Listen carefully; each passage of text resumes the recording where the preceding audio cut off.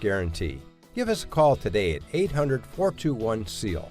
Our professional consultants will inspect your foundation and provide you with a free estimate for any needed repairs. There's no need to worry about playing let's make a deal, as we have standardized pricing that's simply the best value in the industry. You don't have to live with seepage problems any longer. The next time you hear storms rolling in, have the peace of mind that comes with having a dry basement and crawl space. You know who to call. Permaseal. 800-421-SEAL. That's 800-421-SEAL or visit permaseal.net. Known best for being better, Permaseal. This is Chicago's Morning Answer with Dan Proft and Amy Jacobson on AM 560. The Answer.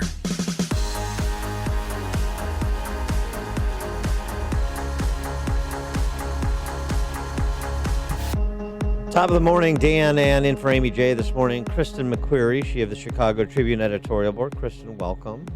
Welcome back. Thanks for having me. I really think you need to really get a little more Irish brogue into your top of the morning routine. We'll work on it. Like do some sort of awful caricature like the Lucky Charms guy? Yes. Yeah. Exactly. I'm sure people top would of the appreciate morning. that. Top of the morning. You have to say it like that. I don't live in Mount Greenwood. I don't live in Mount Greenwood either. But I like that you still, keep advertising that as my neighborhood. Well, I don't want to advertise your actual neighborhood. I want the paparazzi to descend upon you. Right, that's true. All right. President Trump yesterday, as we had advertised during yesterday's show, gave a talk to the nation at 9 o'clock our time about the terrible shootings over the weekend in El Paso and Dayton. And, of course, he was never going to satisfy the left, his detractors, those who shriek racism as their only comment on President Trump and anything he utters or does. But the question is, did he strike the right tones as far as you're concerned? 312-642-5600, turnkey.pro answer line. 64636DA, turnkey.pro text line. He was not afraid to call evil what it is. These barbaric slaughters are an assault upon our communities, an attack upon our nation, and a crime against all of humanity. We are outraged and sickened by this monstrous evil, the cruelty, the hatred, the malice, the bloodshed, and the terror. Our hearts are shattered for every family whose parents, children, husbands, and wives were ripped from their arms and their lives. America weeps for the fallen. And for all of the hysteria from the left that President Trump is a sort of white supremacist apologist or a white supremacist himself, he was not afraid to name the specific evil pathologies, ideologies. The shooter in El Paso posted a manifesto online consumed by racist hate. In one voice, our nation must condemn racism, bigotry, and white supremacy. These sinister ideologies must be defeated. Hate has no place in America. Hatred warps the mind, ravages the heart, and devours the soul. And he covered a lot of sort of topic areas of policymaking, but I thought this little riff was really the opening for the focused debate that needs to be had, as far as I'm concerned. Cultural change is hard, but each of us can choose to build a culture that celebrates the inherent worth and dignity of every human life. That's what we have to do. Cultural change is hard, but isn't that the order of the day? 312-642-5600, turnkey.pro answer line, 64636DA, turnkey.pro text line. I mean, the truth is that he said the right things, but as you began, it doesn't matter. It doesn't matter.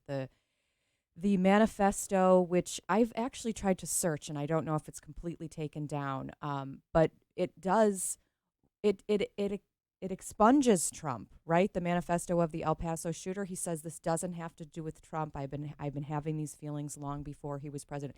Even though he puts it in writing, Trump is still blamed for his actions. Yeah, the other thing about the manifesto, to the extent that we're to take anything seriously from somebody who would commit an act like that, and we're not. but it's cogent.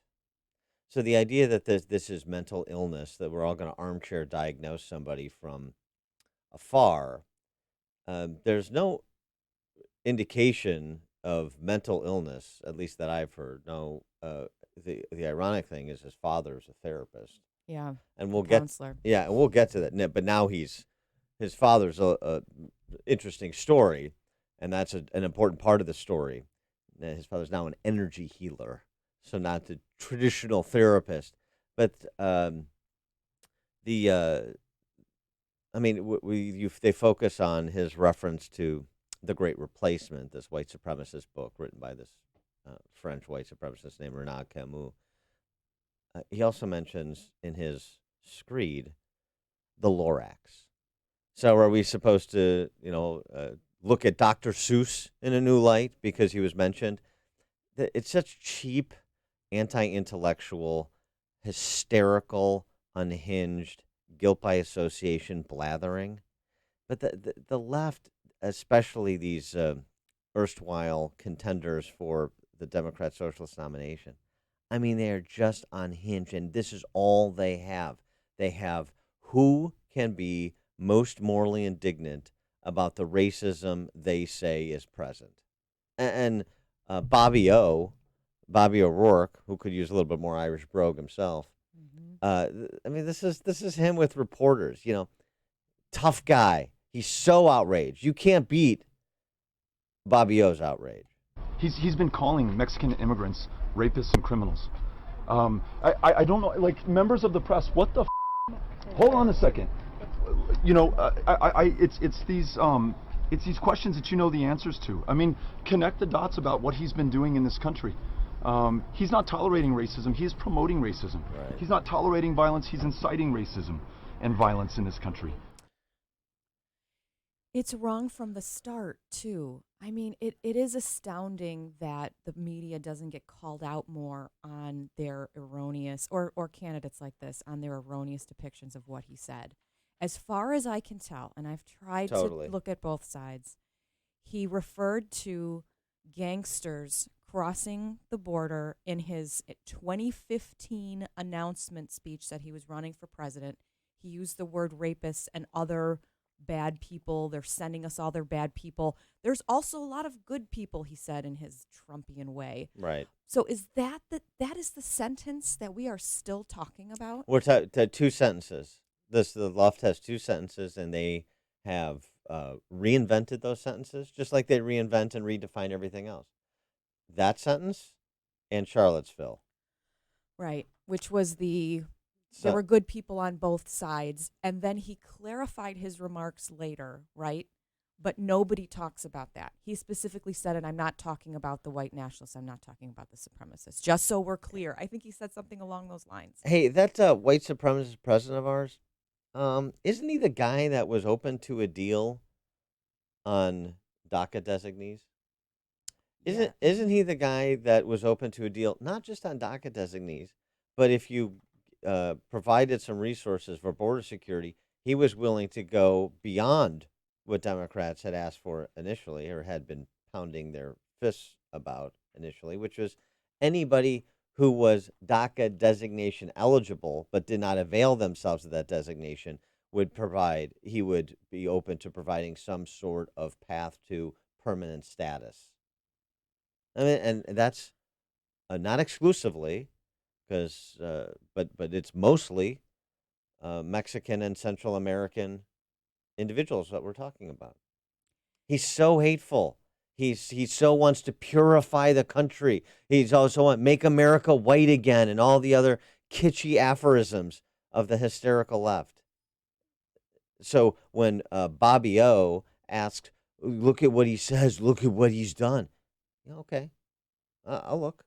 I'll listen. I'll also look at what he says, though. And he has been up there talking about violence in the inner cities for years, and including during the Republican National Convention, saying to African American voters, I'm going to help you because look at the violence that's taking place in your communities. You are, quote, living in hell because of crime. What the hell do you have to lose by voting for me? That was sort of his message. And of course, everyone in Chicago, precisely the mayor, Rahm Emanuel at the time, so offended, so outraged that he was actually speaking truth, that he was pointing out that you've had one party control in this city. Who do you blame for the destruction and the crumbling of your communities? And he gets criticized for that. I think he's talked about Chicago and violence more than leaders in Chicago talk about Chicago and violence. Yeah, they're talking about Trump, as Lori Lightfoot has spent the week talking about. She's not talking about other than the pro forma. This can't stand. We're really serious about it now. 59 shots, 7 dead. She's talking about Trump. She talked about both during this press conference yesterday. But yes, the majority of what you hear, and also from Governor Pritzker, who was very critical of Governor Rauner, tying Chicago crime statistics specifically to him, saying he's in charge. Now only talking about Trump. Nobody's talking, at least from his camp, there is not as much of a conversation about, our own mass shootings that occur here every weekend.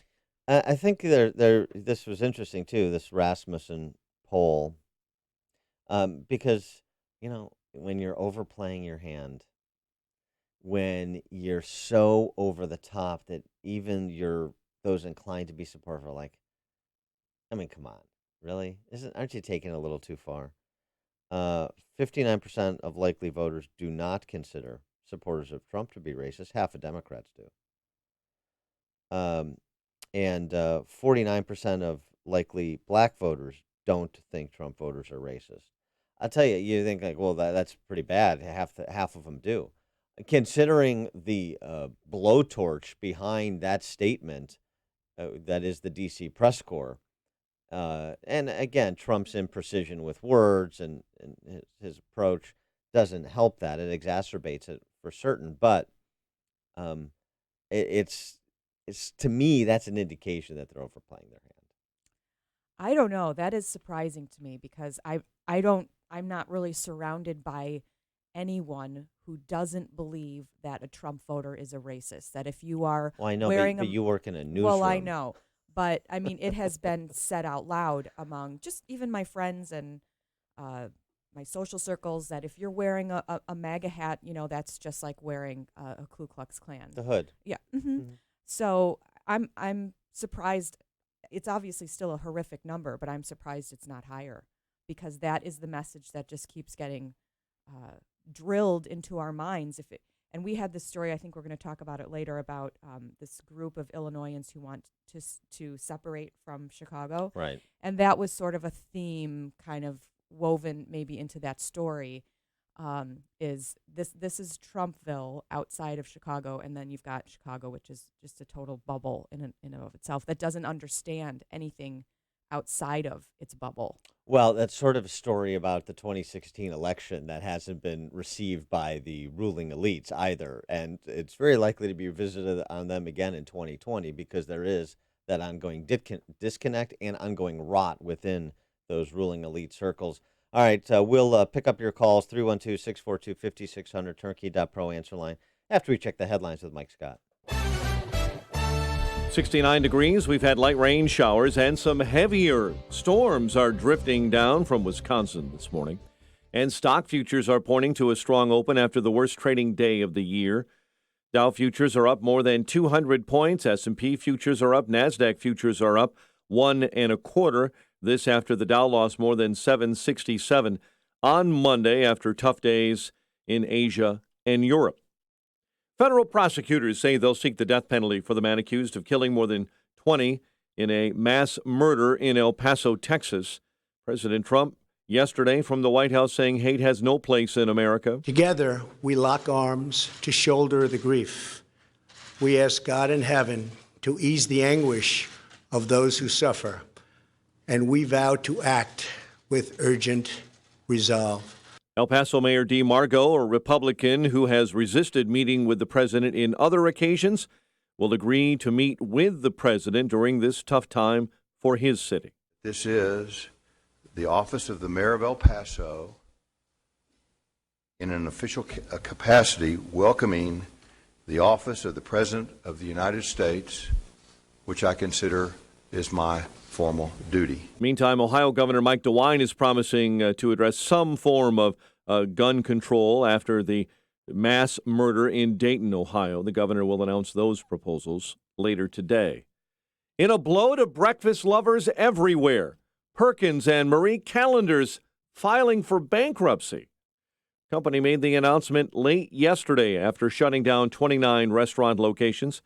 Company plans to sell its Perkins business and is still looking for buyers for its Marie Callender's restaurants.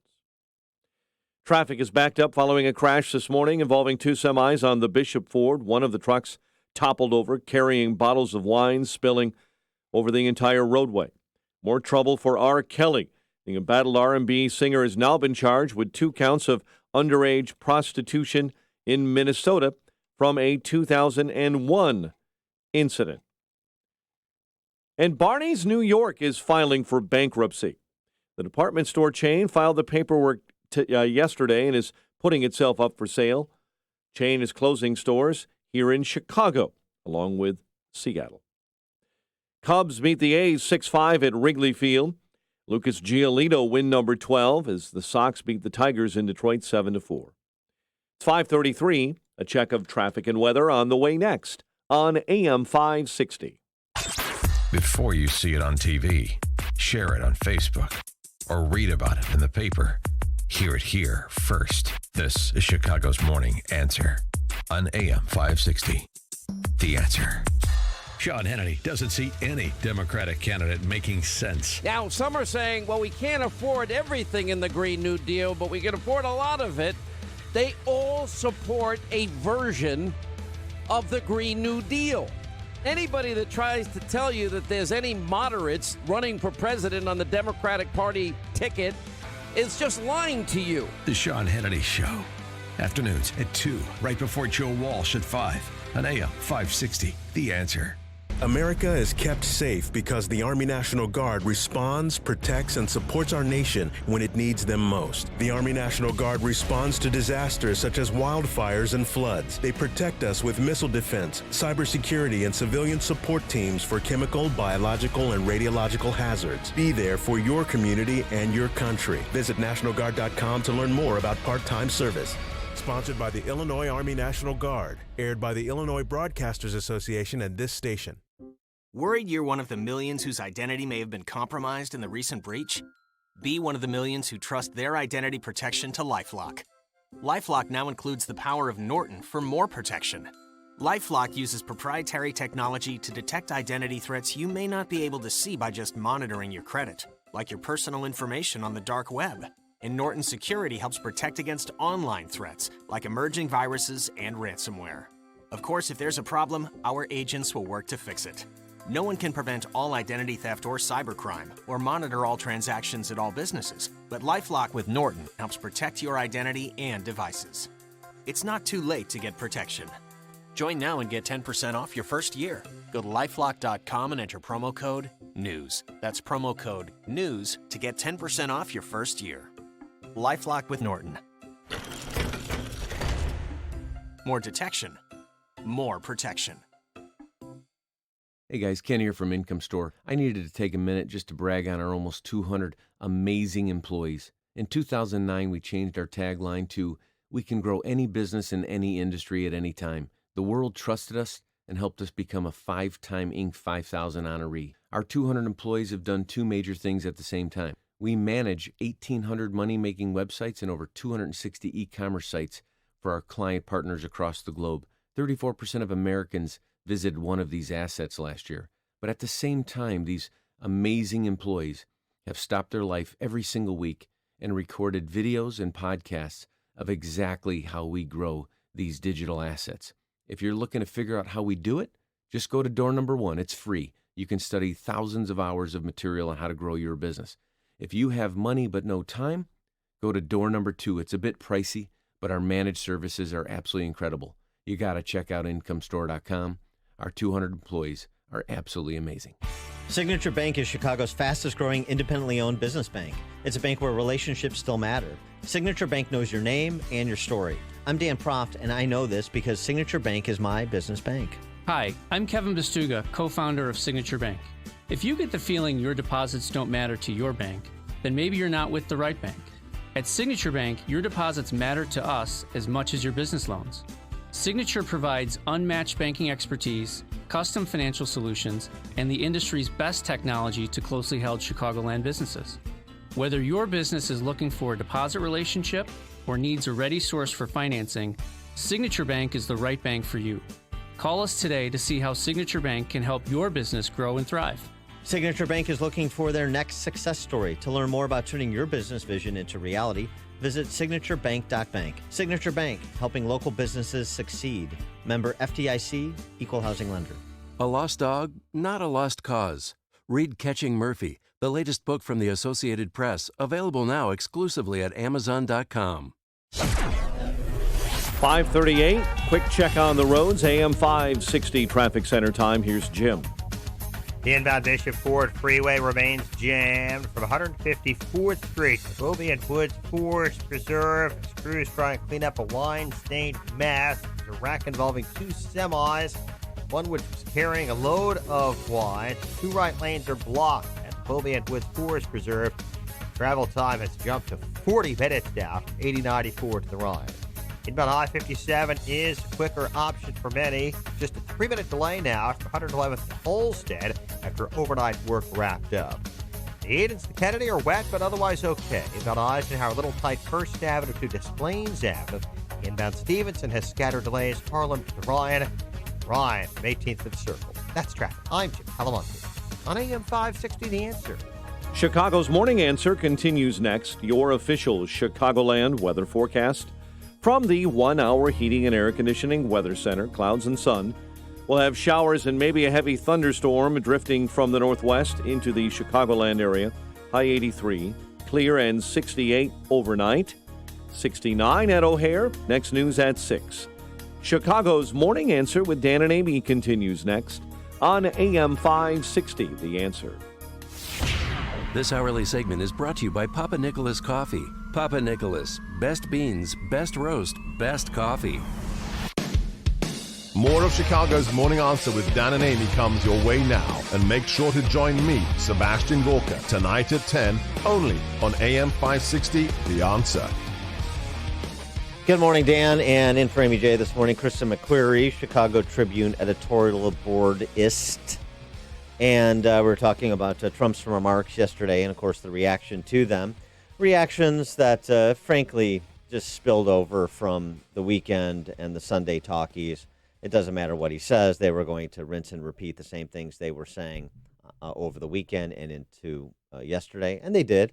And you know what? Even some individuals in the D.C. press corps that are independent of the orthodoxy, but not in any way, shape, or form reflexive Trump supporters. I'm talking about Neil Cavuto on Fox Business, who I enjoy very much. I think Neil Cavuto is really one of the best hosts on television, cable television, news business hosts. He is not a reflexive Trump supporter.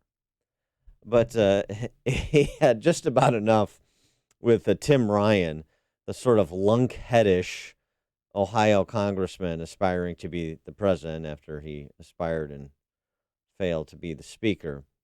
This was their exchange.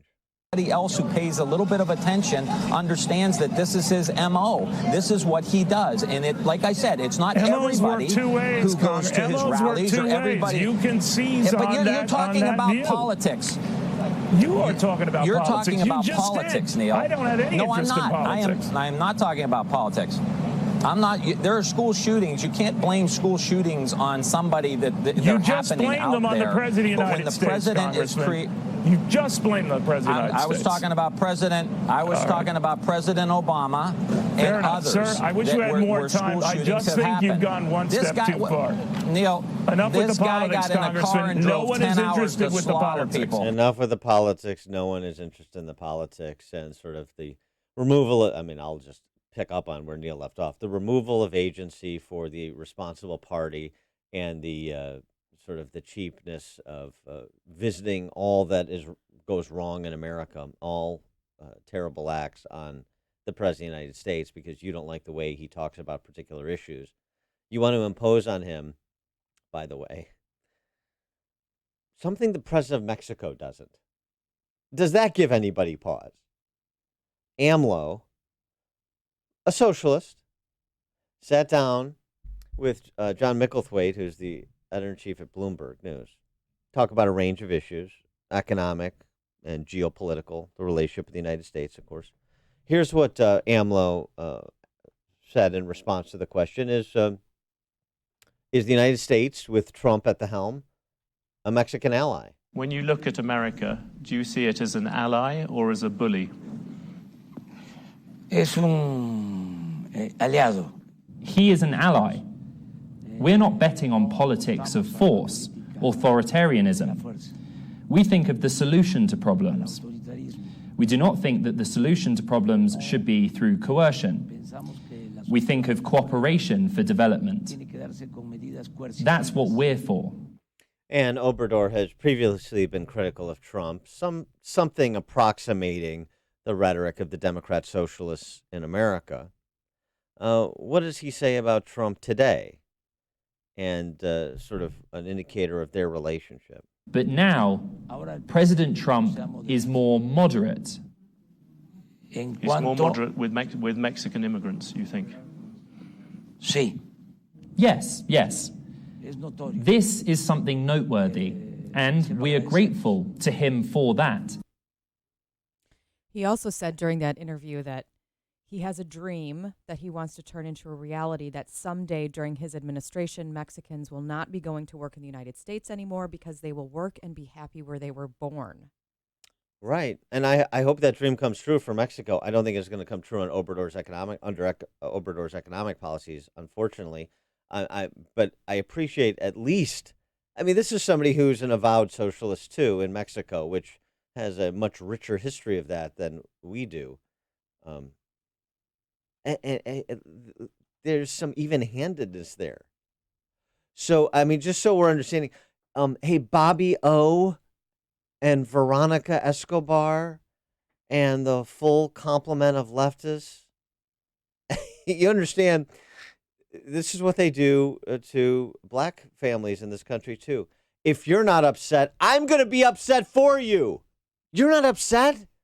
You're not? I'm upset. Who can be most upset, though? I mean, it is radical chic writ large. It is the scene in Tom Wolfe's book where Leonard Bernstein, right? Leonard Bernstein hosting a Black Panther party at his Manhattan penthouse. And he says to one of the Black Panthers, "Aren't you offended by the opulence of this place?" And the Black Panther says, "No, I think it's beautiful." And Leonard Bernstein says, "I am. It's his penthouse. He's offended by it." On behalf of Black Panther, who isn't, is like, "Wow, I wish I lived in this penthouse." This is, you want to talk about the intellectual rot of the radical left. It is that. Listen to the Mexican president and then listen to demagogues running for president under the Democrat Socialist banner in this country. There's a real separation there that is noteworthy. It won't be covered by the D.C. Press Corps, which is why there are shows like ours. But I just found AMLO's even-handedness. He's a head of a state. Compare his even-handedness, even though there's wild disagreements with him on a bunch of matters. And, oh, by the way, his willingness to compromise and work with the United States. He reiterated his commitment to the 21,000 National Guardsmen that he had sent down to Mexico's southern border. Mm-hmm. His reasonableness in context and the unreasonableness, the ungroundedness of the full range, with maybe the exception of 2 or 3 Democrat socialist candidates for president, of what you've heard on stage and what you've heard in the last few days from these people. Did you see, there is a African Americans for Trump group, and they have visited the White House a few times, and they're all wearing their MAGA hats. And when all of this racist commentary comes up, they're like the subjects in the book. They're saying, "Does no one listen? Is no one listening to us?" You're not authentically black or brown, according to Ayanna Pressley. I mean, I don't know. I'm just saying. I've seen social media pictures. They have black skin. They are part of I mean, black, voters for Trump.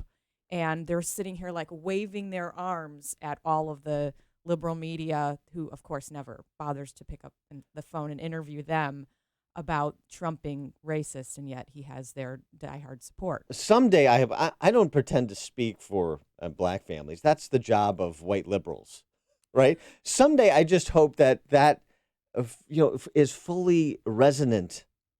Like you fully understand. Like, hey. I'm telling you what to think and what to feel. And if you don't think and feel what I feel for you, then you're not thinking and feeling properly. It's sort of remarkable. And I don't know why it's not crystallized in the minds of more. By the way, Babylon Bee, which is the Onion from the center right. Yeah. The best from the debates last week. Headline, Marianne Williamson says, who are all these crazy people I'm on stage with? I'm still trying to figure out who she's a mix of. She's sort of like Mrs. Roper combined with Miss Cleo. Miss Cleo? Mrs. Roper and Miss Cleo. I like that. I think that's it. Yeah, nice. All right. Tony on the South Side, you're on Chicago's Morning Answer. Hey, good morning, Dan, Kirsten. So, observation, 24-hour news cycle, the blatant bias, right? They're very intellectually dishonest because through the whole time, if anybody had two brain cells to rub together, they would notice that three major things. One, harping on about the El Paso, Texas shooter being a racist. The second one is going to be Bobby O'Rourke, his blatant, disregard for the other shooting in Ohio, and the news media in general. Mm-hmm. I mean, the guy in Ohio was a blatant registered leftist. He said he was a leftist. You don't hear anything about that. He supported Elizabeth Warren. The other thing, too, is J.B. Flintstone down south here. He's talking about nothing ever happening in Chicago or, anything that was remotely, bad in Chicago or in Illinois in terms of shootings. What about the thing in Aurora at the beginning of the year? What about all the shootings in Chicago?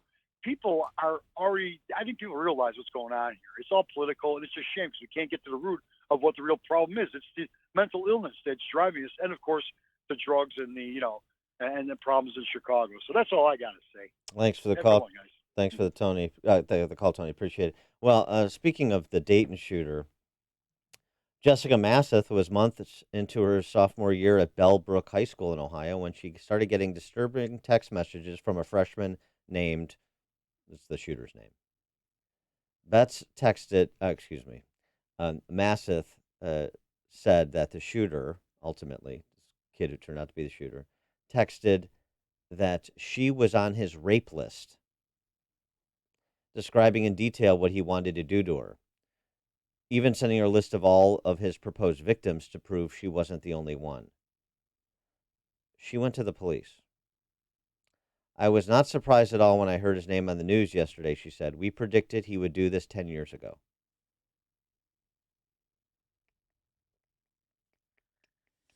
Word spread quickly in 2010 about the list of 15 classmates the shooter, 2010, wanted to rape or kill in a notebook he carried around. He had a kill list that was mostly guys and then a rape list that was mostly girls.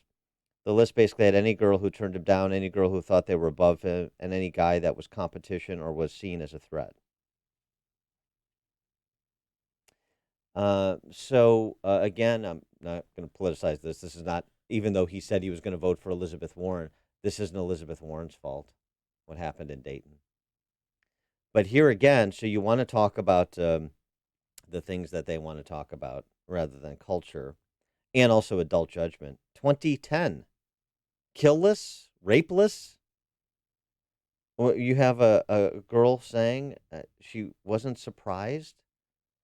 This sophomore girl picked up on it 10 years ago and nobody else did. This is reminiscent in some respects of Parkland, isn't it? This shooter, it's still, we still don't know his motive, right? We starting to get an indication of it, though. Well, right. I mean, we don't need to get into a discussion about red flag laws, but this might be one of those cases where there were lots of crumbs sprinkled along the way. And I've just seen some social media traffic from him that it's not terribly alarming. I mean, Twitter is a place where people go and they are unhinged, but there were some references to killing people or he was an open socialist and he was waiting for the rest of the idiots to catch up. Right. And yet I understand his mother's Facebook page just had, loving pictures of the daughter who he killed, his sister, and him, where there seemed to be no trace of anything wrong in that household. Well, right, but you don't broadcast what's wrong. I mean, that's No. social media is to broadcast a stylized version of your life. Right. But this case is still just very confusing to me because we learned late yesterday and this morning he showed up at the scene, wearing armor. Right. Was in the car with his sister and her companion. They got out of the car. He started shooting from the car. It's just how do you make sense of it? Well, I mean, you're starting to get an indication that there was some rage and social isolation issues. I'm Mhm. not going to diagnose him. I'm not a psychiatrist, but we've seen that profile before. And by the way, it didn't go unnoticed. That's an important point. It did not go unnoticed, but it went unacted upon. Mm-hmm. Well, look at back to the El Paso shooter, the website that got shut down, and I still don't know 8chan, right? Right, and I don't know if the server, if they shut it down themselves, or if the government or the FBI forced them to shut it down. But there you have people routinely now expressing manifestos and then acting on them. Not a lot of secret as to what happened in that case. Well, let's look at the family of the El Paso shooter. This piece in Daily Mail. The father of the 21-year-old man arrested for the El Paso shooting was a drug addict for almost 40 years and is now an energy healer who claims to have had visions of Jesus Christ and his dead grandmother. The father revealed in a 2014 memoir details of the broken home his son grew up in, confessing to decades of drug and alcohol abuse that led to the breakup both of his first marriage and his 18-year relationship with the alleged shooter's mother. The book offers some insight into the mass shooter's upbringing, but not what turned him into the white supremacist-inspired murderer. That can do some damage. You Right? You want to go to the instruments of evil rather than what gave rise to it. That's what the left wants to do. That's how we talk about this so much in politics. I mean, that's Trump, his mention. I go back again to say the need for cultural change. It's difficult. It doesn't give you the immediate gratification of being able to virtue signaling that I did something, even if that something is completely detached from the problems. Yeah, he also apparently drove to the Walmart, committed this heinous act, and then got in his car and just waited for police to come. When they did, he approached them. He submitted to arrest, has shown absolutely no remorse. I mean, he just seems like a shell of a person, and grew up, it looks like, in a gated community, very well manicured lawn, large home, just head shaking of what kind of can be presented as just a normal American upbringing, but really whatever was going on with him completely destroyed him. So that's the question. You think you can pass a law and address the variables that went into creating these two monsters? You think you just pass a law? You think you ban some weapon? No, but I understand the frustration with wanting to do something. I get it. Sure. In the aftermath of these, and you're sitting in front of your television and you're watching all of these families completely destroyed. Of course. Yeah. But I mean, of course it's frustrating. And it's frustrating in part because you're forced to have conversations are without point. Or you're forced to endure conversations are without point, mainly from political leaders. So it's wildly frustrating. It's frustrating when you have your political leaders say things to be untrue. It's frustrating, yeah. But here's the thing. Nobody is a proponent of these shootings. So the idea, I'm going to comfort myself in saying I'm more outraged and disgusted and horrified by what happened than you are. Well, that's also an idiotic conversation, isn't it? Mark on the north side, you're on Chicago's Morning Answer.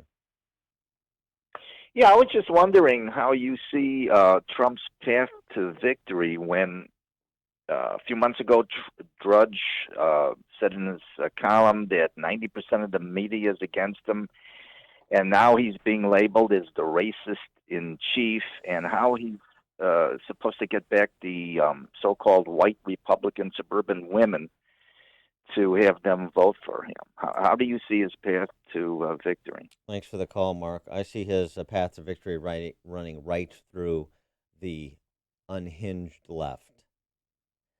I see his path to victory being in large part, the overreach of the left and the ongoing moral bankruptcy of the ruling class. That's the core constituency of the left, the ruling elites across all of these institutions that we speak about all the time.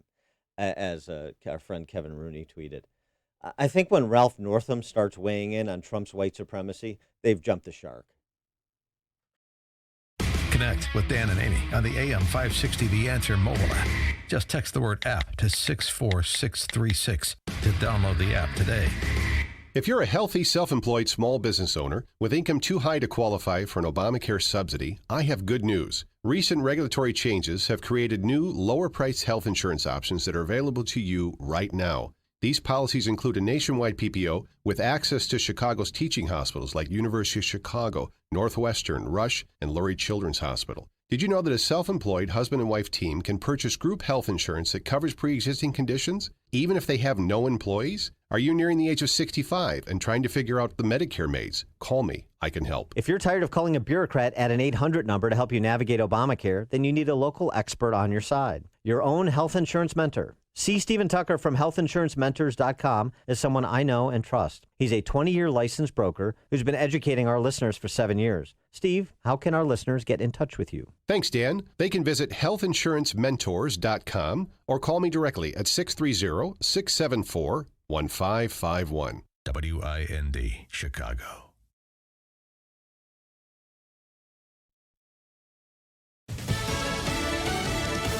Ranged in age from 15 to 90. I'm Dave Anthony, Fox News. The 22 murder victims at the Walmart in El Paso, Texas. There's a makeshift memorial with wooden crosses for each one. The breakdown of fatalities as far as the deceased. We have 1 German, 13 U.S. citizens, 1 undetermined, and 7 Mexican nationals. That's Police Chief Greg Allen. Fox's Jessica Rosenthal's live in El Paso.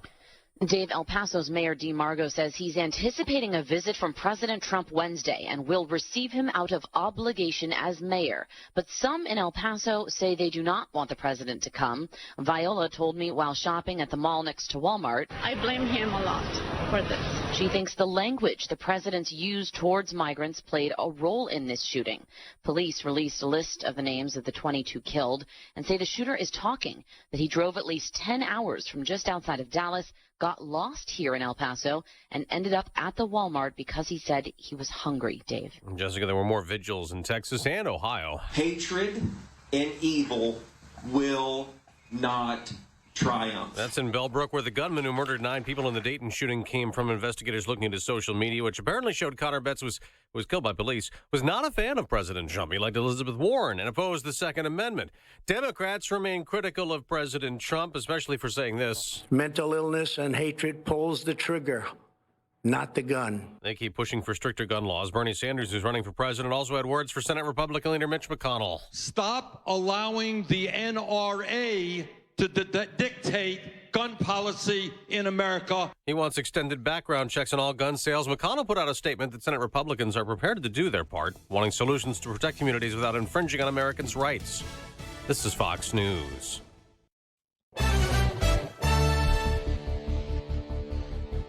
Light rain showers, 69 degrees. It is 6:02 on AM 560. The Answer. Good morning, everyone. I'm Mike Scott. Traffic backed up following a major crash involving 2 semi-tractor trailers on the Bishop Ford Freeway in Chicago. It happened on the inbound Ford near Beaubien Woods. One of the trucks was carrying bottles of wine, spilling all over the roadway. R. Kelly in more legal trouble. The embattled R&B singer now charged with 2 counts of underage prostitution in Minnesota.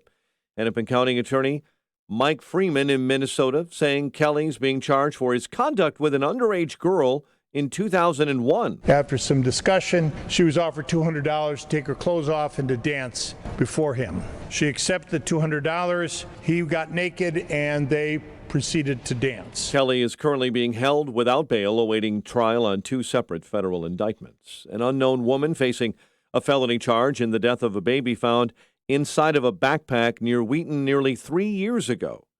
Page County prosecutors announcing the indictment yesterday of a DNA profile of a person suspected to be involved in the case of the infant known as Baby Hope. The state of Illinois is experiencing the largest increase in the death of children involved with DCFS in over a decade. There were over 124 children who died in fiscal year 2018 that had some contact with DCFS within the 12 months before their deaths. And a new ranking for you this morning. Vermont is ranked second in the nation in second home ownership. New study indicates about 17% of housing units in Vermont are vacation homes. That amounts to more than 58,000 units. Maine is the only state with a higher percentage of vacation homes. Illinois is the state with the lowest rate of second home ownership at less than 1%. Cubs hold on to beat the A's 6-5 at Wrigley. Sox over the Tigers 7-4. The news service of LifeLock with Norton. Are you one of the millions who had their information exposed in the recent breach? Be one of the millions who choose LifeLock with Norton to help protect their devices and identity. Join now at LifeLock.com, promo code RISK to save 10% on your first year. 6:04 and a check of traffic and weather on the way next on AM 560. Sean Hannity explains how to deal with evil. I don't know what it is about the liberal mind that believes in appeasement somehow. We never learn the lessons of history. And money and bribery and appeasement and ass-kissing doesn't work. The only thing that evil will respond to is certain military force against them. The Sean Hannity Show. Afternoons at 2, right before Joe Walsh at 5 on AM 560. The Answer. Summer is here, and Matt's got the barbecue out all ready to grill. That's why he trusts Super Polygrip, so he can enjoy his steak with full confidence. Polygrip. Sounds like there's a party going on. But something's missing. The birthday gal's arrived. And thanks to Polydent, her bright smile is anything but a surprise. Polydent. You're a small business owner, and there's nothing small about what you do. That's why Dell Small Business Technology Advisors give you trusted advice, one-on-one partnership, and tailored tech solutions, like computers with Intel Core processors, servers, storage, networking, plus thousands of top-brand electronics, accessories, and software. No matter your technology needs, Dell is here to help your small business do big things. Call 877-BUY-DELL to speak with an advisor today. That's 877-BUY-DELL. Country music fans and patriots, Saturday, August 10th at Schaumburg Boomer Stadium. It's Toby Keith. Brought to you courtesy of the red, white, and blue. Toby Keith, Clay Walker, Colt Ford, Craig Campbell, and local favorite Six String Crossing are bringing you the Freedom and Dignity Festival, benefiting the job training program Cafe Liberty, getting unemployed veterans back to work.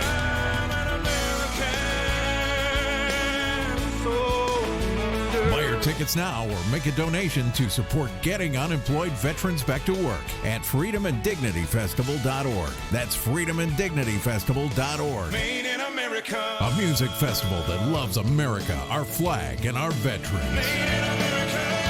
Everybody stand in one place, do this right here. August 10th, Toby Keith, the Freedom and Dignity Festival. I like that groove right there because I know what's coming up. Let's make music festivals great again. You can't stop it. Hi, this is Amy Jacobson, and I've got a quick, cost-effective way to protect and grow the value of your home this summer. Call the professionals at CertaPro Painters for interior and exterior painting. They painted the first floor of my home last year, and every time someone walks in, they always say, gosh, your house looks so much bigger. That's because one of their color specialists helped me pick out the perfect color. So boost your curb appeal this summer with a fresh coat of paint while protecting it from the heat, storms, and insects. Be proud to show off your house to your friends and neighbors. Their summer calendar has a few spots available, so secure yours now. Don't put it off. Time to hire CertaPro Painters, your residential and commercial painting experts.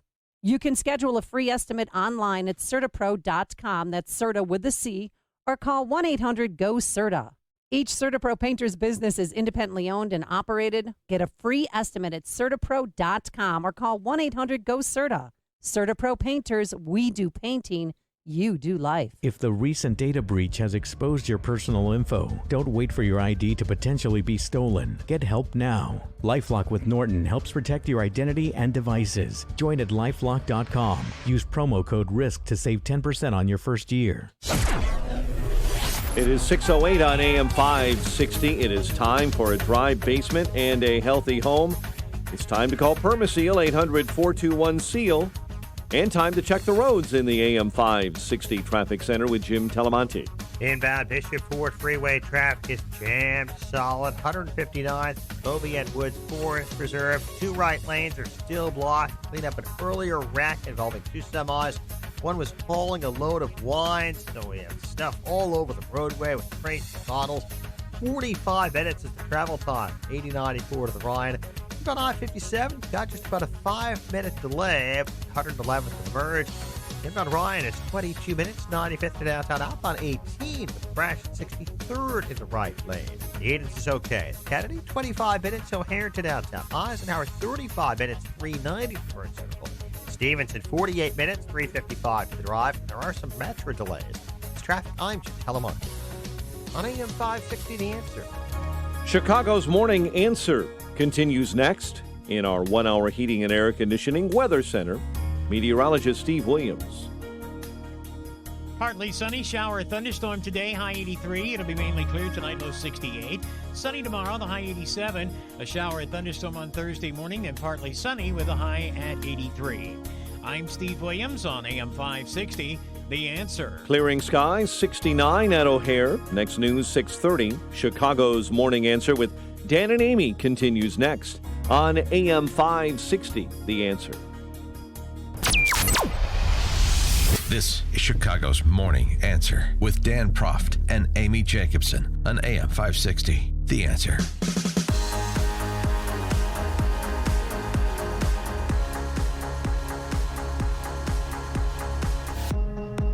Top of the morning, Dan, and in for Amy J is Kristen M. Kristen McQuarrie. She, an editorialist on the Chicago Tribune editorial board.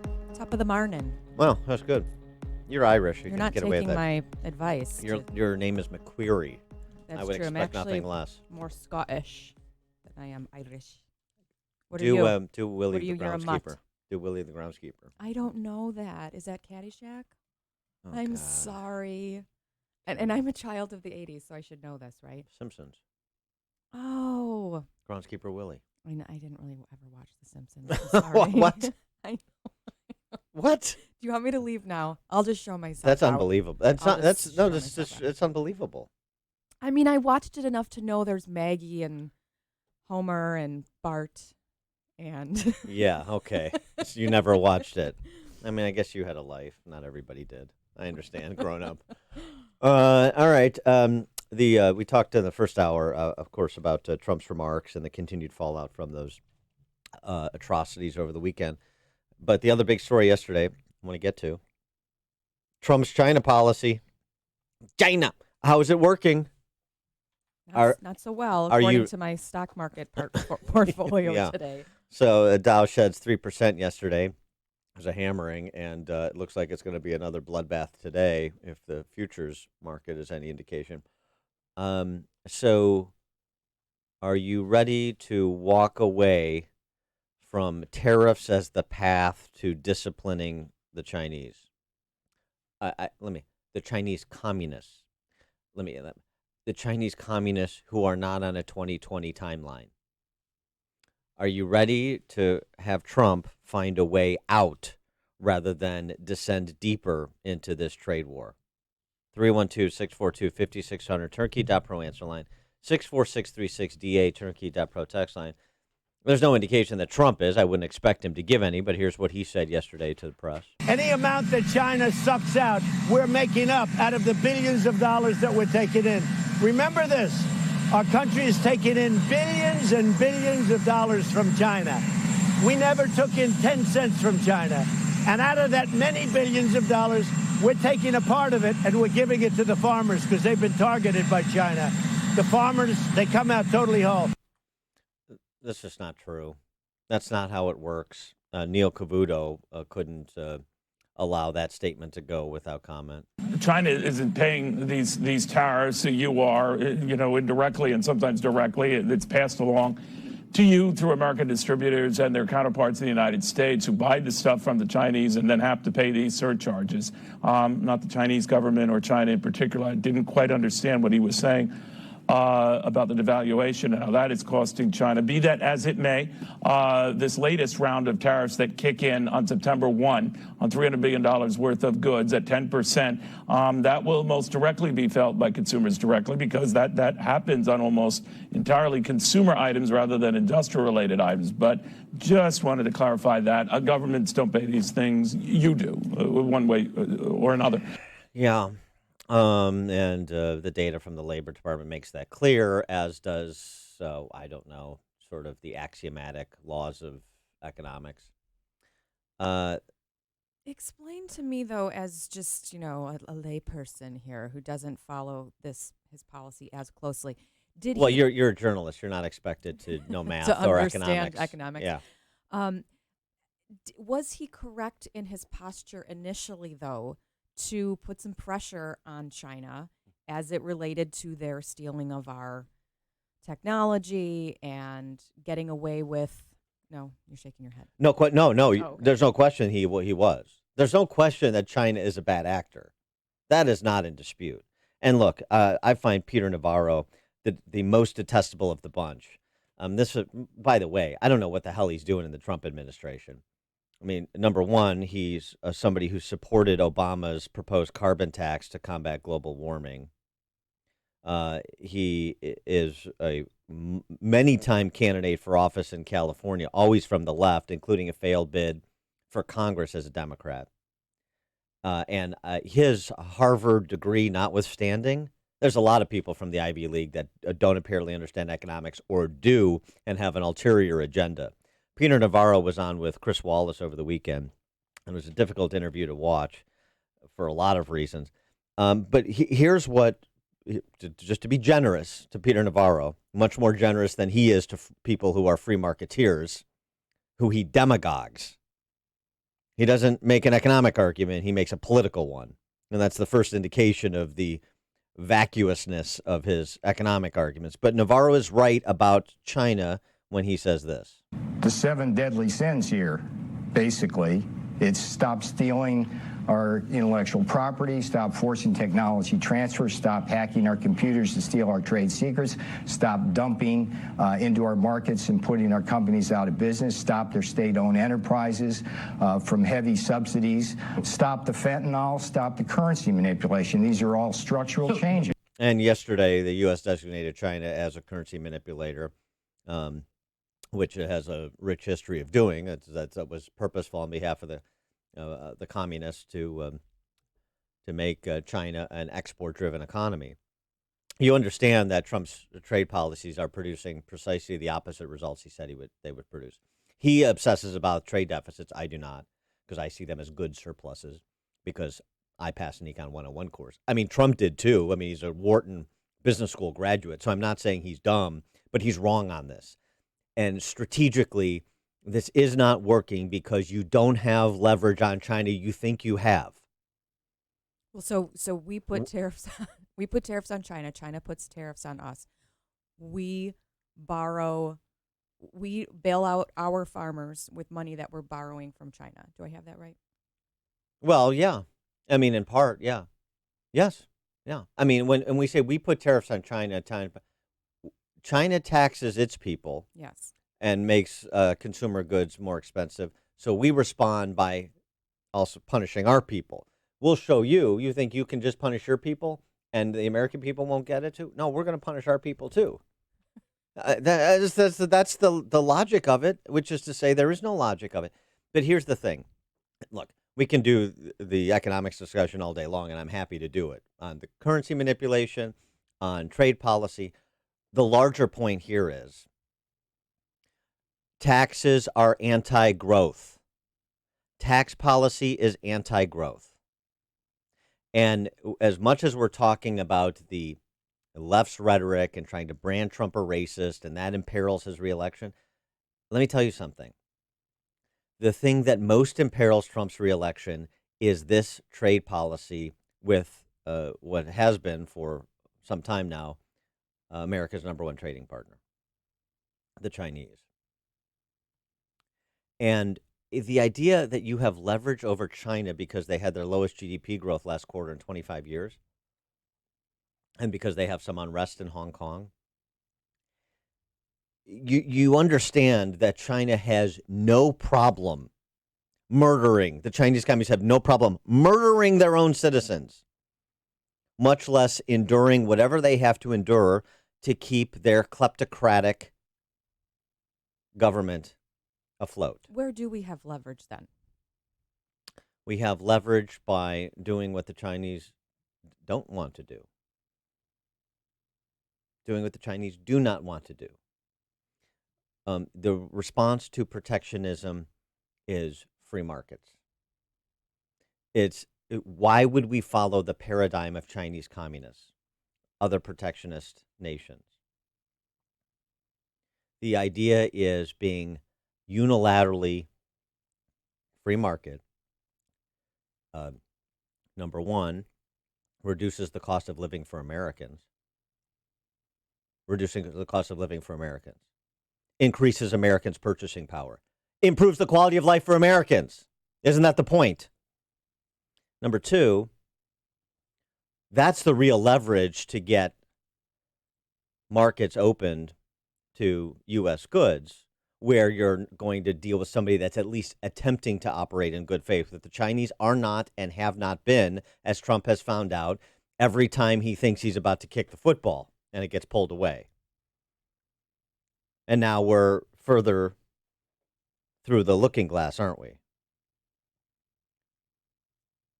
But I just want to go back to say, should Trump find a way out, or do you want to have him be strident in this direction and see if the Chinese cave in some material way?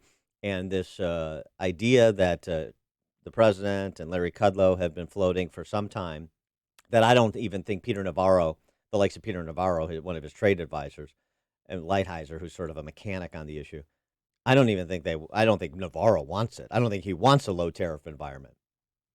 I just don't believe him. But I do believe Kudlow. And to some extent, I believe the president. But trade deficits have increased. I'm not concerned about trade deficits. The president prattles on about trade deficits. Trade deficits have increased since this tariff war. So how does he back out without looking like he made a mistake?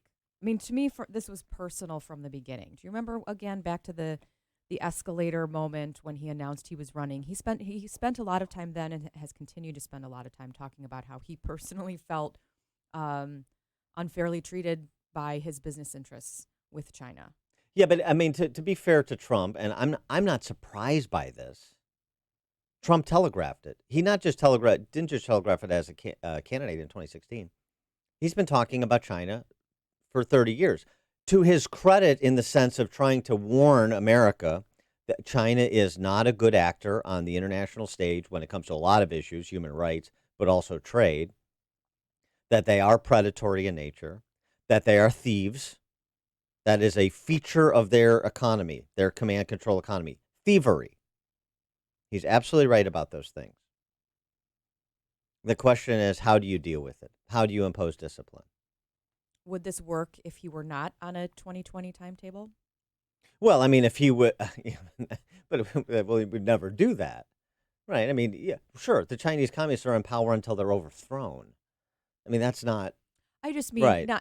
not into perpetuity, but is the sense that he's gonna have to answer to this because of the election. Whereas if we were patient a few years longer, this would actually extract something from the Chinese. The Chinese communists are like the public sector unions in Illinois.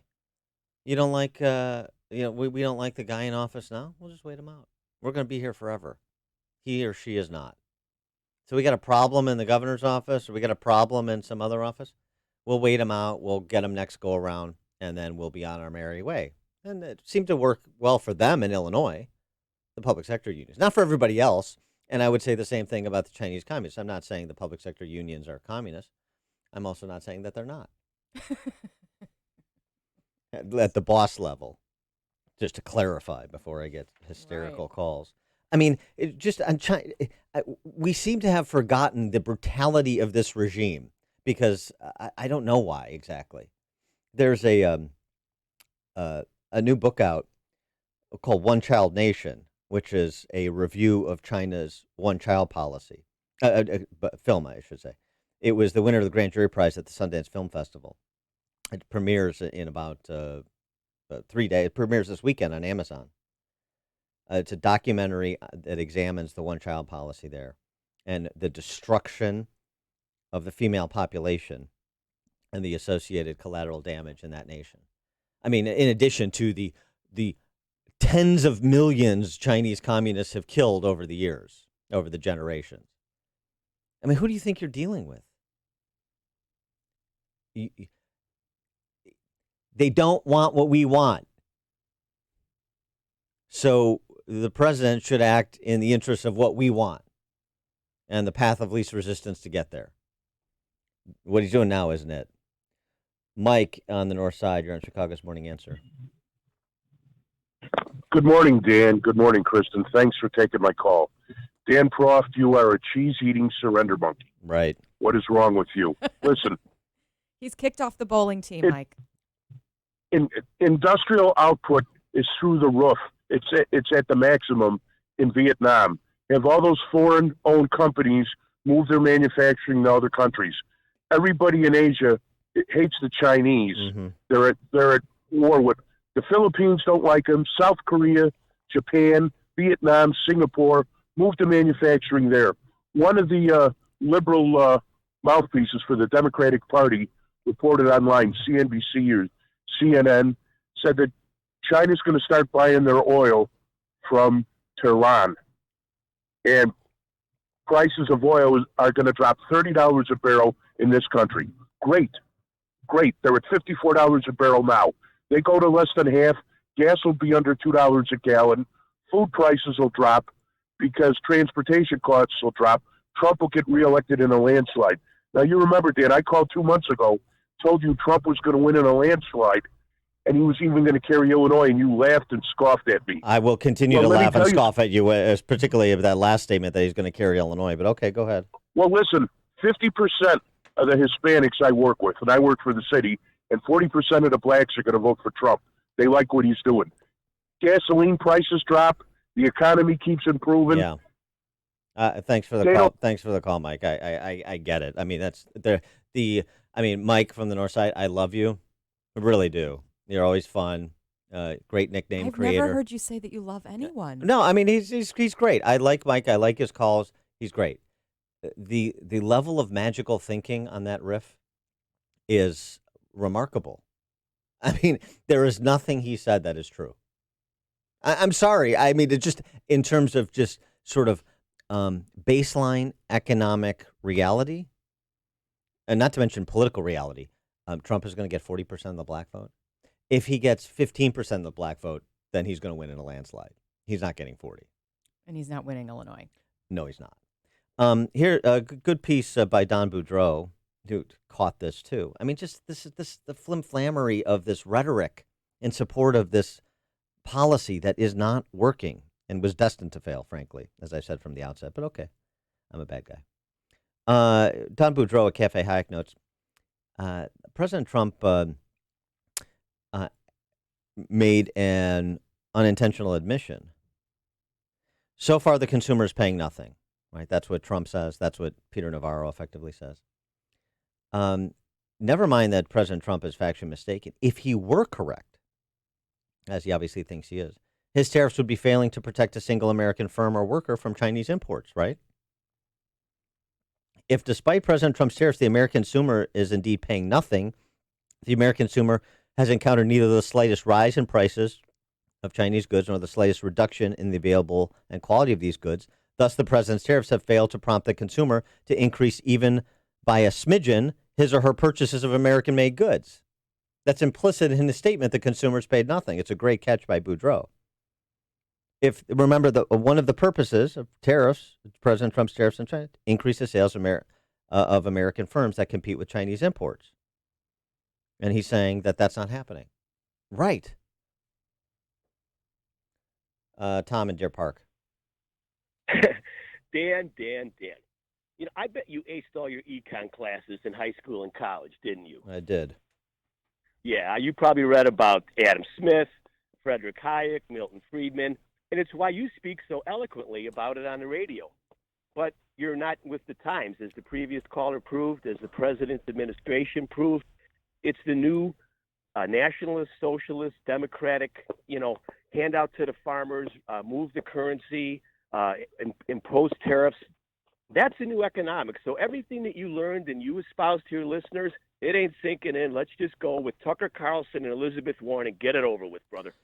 Yeah, thanks for the call, Tom. I mean, I don't think that's categorically true. I mean, Larry Kudlow is also in his administration, and I have great respect for Larry Kudlow and others. I think a lot of people do get it, and people I talk to that are Trump supporters, rock solid Trump supporters that support him, as I will, against whatever socialist they nominate. Despite this, I'm just saying this is not effective. Not effective. It's not going to be effective. Need to be thinking about a way out, a way to declare victory and move off of it. This is the issue, and the potential for economic stagnation that it presents that could derail his reelection. So, to borrow from Uncle Milty, I'm on his side, and he's not. Bonjour, you cheese-eating surrender monkeys. It's like a hot, steaming cup of information to start your day. It's Chicago's Morning Answer on AM 560. The Answer.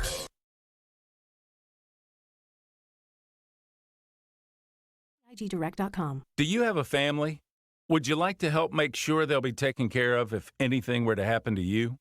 If you answered yes, you probably need life insurance. Now, do you think life insurance is expensive? If you answered yes to that too, you definitely need to give AIG Direct a call. We could find you a $250,000 policy for just $14 a month, which means you could save hundreds of dollars a year. Call us now for a free, no-obligation quote. 1-800-400-6213. Since 1995, we've helped millions of people find out if they could save up to 70% on their term life insurance. See how affordably we can help you protect your family. Call AIG Direct now for your free quote. 1-800-400-6213. You could save up to 70%. That's 1-800-400-6213. 1-800-400-6213. I'm doing it. Justin's doing it. My sister's doing it. A lot of people are taking Balance of Nature. Why? Well, it's an easy and convenient way to get the fruits and veggies you need on a daily basis. Because admit it, we're not eating enough fruits and veggies at all those summer barbecues where there's beer and brats and hot dogs. Balance of Nature is just that, easy and convenient. And if you listen to this station, you've heard people talk about how Balance of Nature has changed their lives. And it could do the same for you. So start living a healthier life today by taking Balance of Nature. Experience the difference for yourself. For a limited time, all new preferred customers will receive an additional 30% discount and free shipping on your first Balance of Nature order. You will also receive an extra $10 off on any additional set of fruits and veggies that you purchase. This summer special offer will expire soon, so do not wait. Call 800-246-8751 or go to balanceofnature.com. Use discount code Chicago. AM 560, The Answer. Dan and Chicago Tribune editorial board member Krista McQuarrie in for Amy this morning. And coming up at 6:36, State Representative Brad Hallbrook from Southern Illinois is one of those who would like to kick Chicago out of Illinois. We'll talk to Representative Holbrook about his proposal at 6:36. Now we check the headlines with Mike Scott. Clearing skies, 69 degrees. Stock futures pointing to a stronger open. After one of the worst trading days of the year, Dow futures are up more than 200 points. S&P up 1%, NASDAQ up 1.25% after the Dow lost 767 yesterday. More than 200 flights were disrupted, roadways blocked, rail lines delayed because of protests in Hong Kong. Federal prosecutors say they're seeking the death penalty for the man accused of killing more than 20 in a mass murder in El Paso, Texas last weekend. New claims of sexual abuse being launched against the Boy Scouts of America. It lists 350 alleged abusers from nearly every state who were not already identified with the Boy Scouts.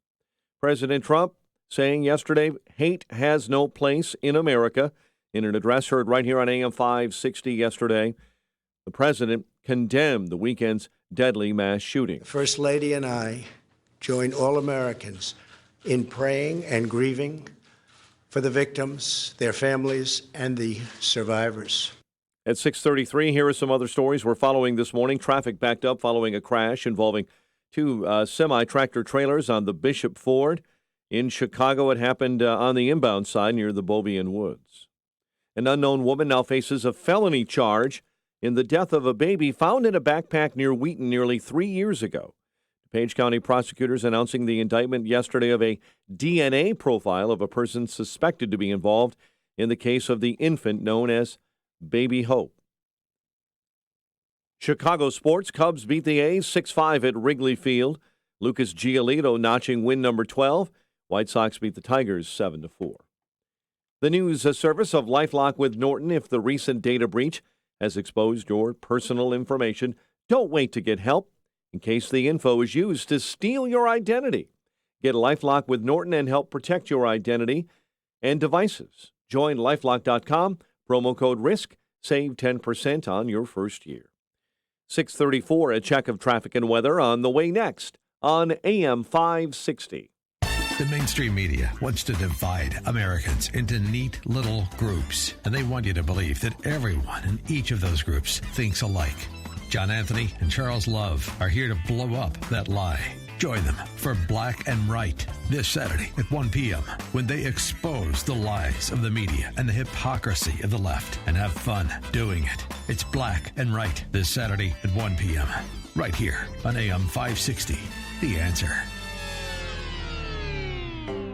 Is your old AC a clunker? Does it clunk, leak, or make weird noises? Could be it's on its way out. Luckily, the highly trained techs at your local 1 Hour Heating and Air Conditioning will replace your AC with new top-tier equipment. And isn't that what you want to hear? Right now, get big savings on a complete cooling system. Call 855-1-HOUR. Your comfort is just a call away. Call 1 Hour. Terms and conditions may apply. Call for details. Independently owned and operated. Licensed in the respective state or county. Hey, my friend's retail store was the victim of IoT password theft. Yep. Cybercriminals are taking over security cameras, payment systems, and other IoT devices by exploiting vulnerabilities. What if they target us and our dispersed network? We're secured with Barracuda. We have advanced firewalls for our sites, enhanced security for our cloud infrastructure, and total email protection. Such a relief. Protect your business at Barracuda.com. Barracuda, your journey secured. Balance of nature. Changing the world, one life at a time. While I'm searching for the perfect balance, there's hundreds of thousands of chemicals just in an apple alone, and hundreds of thousands in an orange, and all of them. If I can just remove the water without damaging all of the other chemistry, then I can pack it more dense. I never imagined that I would be able to get it down to 3 fruit capsules and 3 vegetable capsules and have the same nutrient value as eating over 10 servings of fruits and vegetables every day. Experience the balance of nature difference for yourself.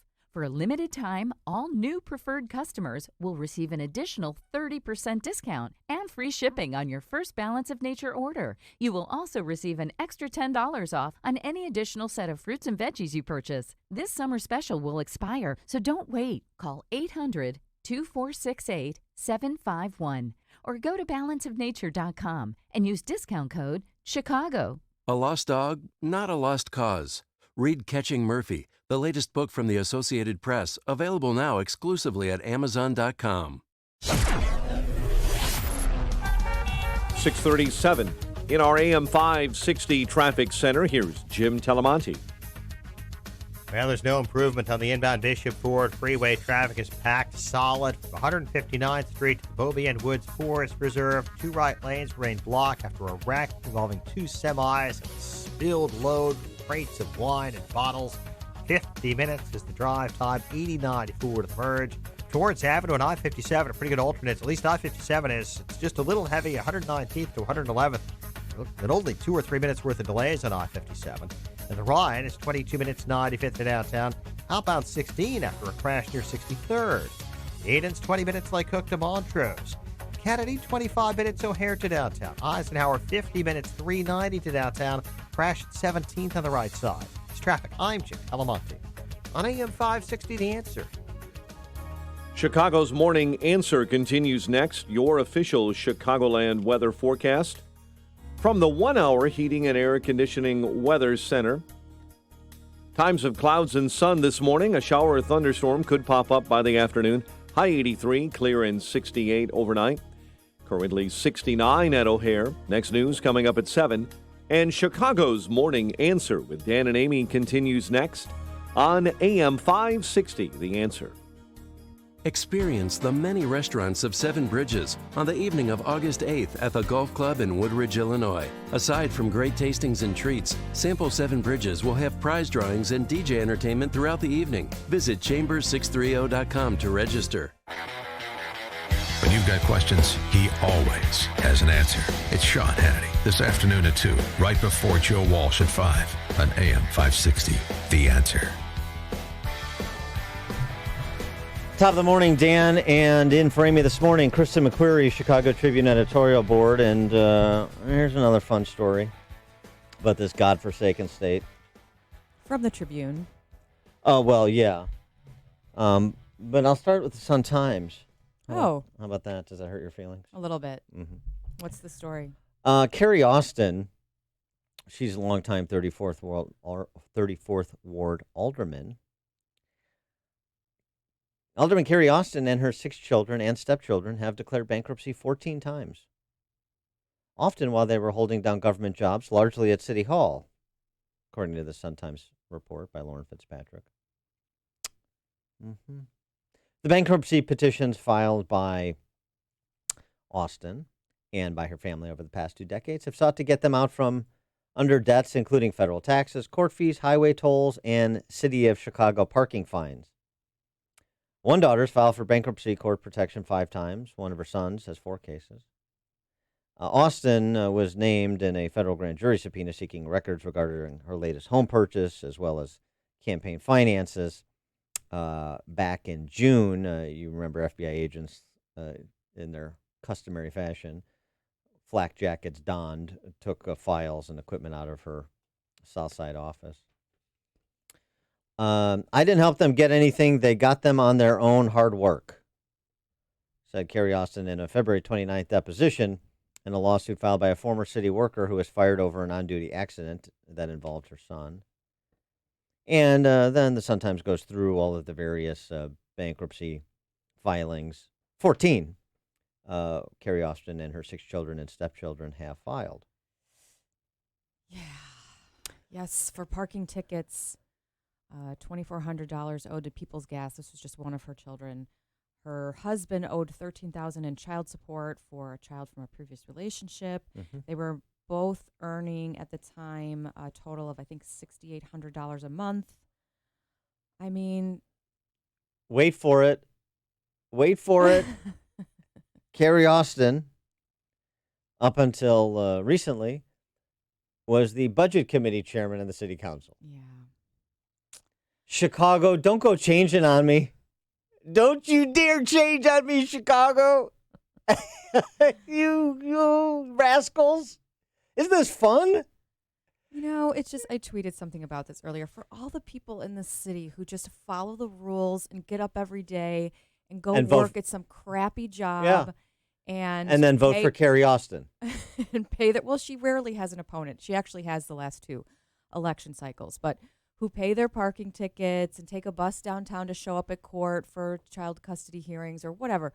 What a slap in the face. I mean, just left and right. It just, this story, you have to read it. It just goes on and on and on about all this abuse of federal bankruptcy. Why are you rolling your eyes? Can I get an amen? Can I get an amen out there? We love being slapped in the face in Chicago. We love this. We love being lorded over by kleptocrats. As long as their transaction or intersectional score is high, that's all that matters. As long as they're part of our clan, that's all that matters. Everybody, it's the same thing in the General Assembly. Republicans, Democrats, everybody's a good fella. Who's not going to help out their kids, Dan? Exactly. She co-signs for loans throughout this too. Sure. I mean, it still is astounding to me that so many elected officials just carry their children and think that that's the best way to parent, is to just continue rescuing them over and over. These are her grown adult children in their 40s. In Chicago is, over the last 40 years, number one with a bullet in the number of public officials convicted on corruption charges in the country. And will continue to be. And hey, you know what? It's just how it works in Chicago. See, it works. We work hard, we play hard. Blah, blah, blah, blah, blah. Like that idiot. What's the guy's name that did the voiceover for the CNN hagiographic ROM thing? They liked his voice. Yeah, this is how we got to grease the wheels. Huh? A little higher truck, a little license for bribes, a little gray lore. Pick your favorite. We love it. We're not changing a thing. 31 aldermen convicted of corruption charges related to their official duties. There were others, but 31 since 1972, I think. Yeah, 31. we got to get back to at least one a year. Otherwise, it gets boring around here. Oh, we're there. We just had Willie Cochran. Yeah, I know. We'll get there. We've got two who've had. Well, we have Alderman Ed Burke indicted. Carrie Austin's ward was searched. She has not been accused of wrongdoing. Mm-hmm. But they're looking at a home that she purchased. That doesn't the paperwork doesn't really match up as to perhaps what she paid for it and what she's paying taxes. I'm sure she's innocent. I'm sure there's no She wrongdoing. might be. No, She might be. of course. No, I'm presumed innocent. Until she is my better, so of course I'm going to give her the benefit of the doubt. That's how we do it in Chicago. Hey, what's going on with Chance the Snapper? That's what I really am interested in. What's up with Frank Robb? How are they getting on? Do you know what he's doing now? He is invited all over the country. He's doing weather segments. That's great. He's a superhero now. Yeah, I think you should come back here and run for mayor. So all of this in Chicago is fun for us. We love it in Chicago. More. But some other Illinois residents don't like it as much.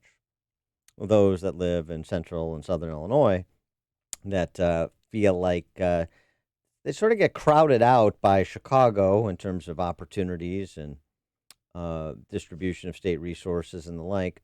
And so this is not the first time there's been sort of this move, but it's afoot again. New Illinois. New Illinois movement to kick Chicago out of Illinois, let Chicago do whatever it's going to do, just collapse in the universe like a dying star or whatever it's going to do.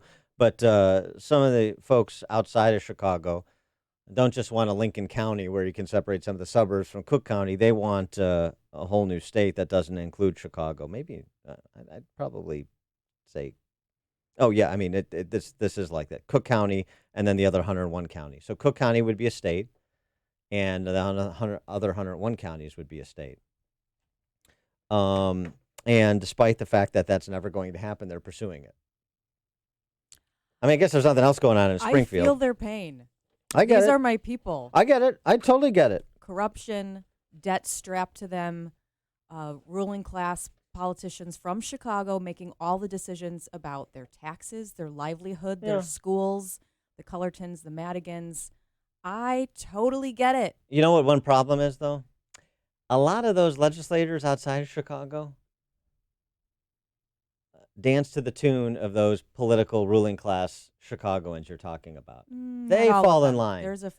there's a few We're about to holdouts. talk to one. There's a few, but not a lot. There's a lot that jump when they're told to jump and run into a wall when they're told to run into a wall.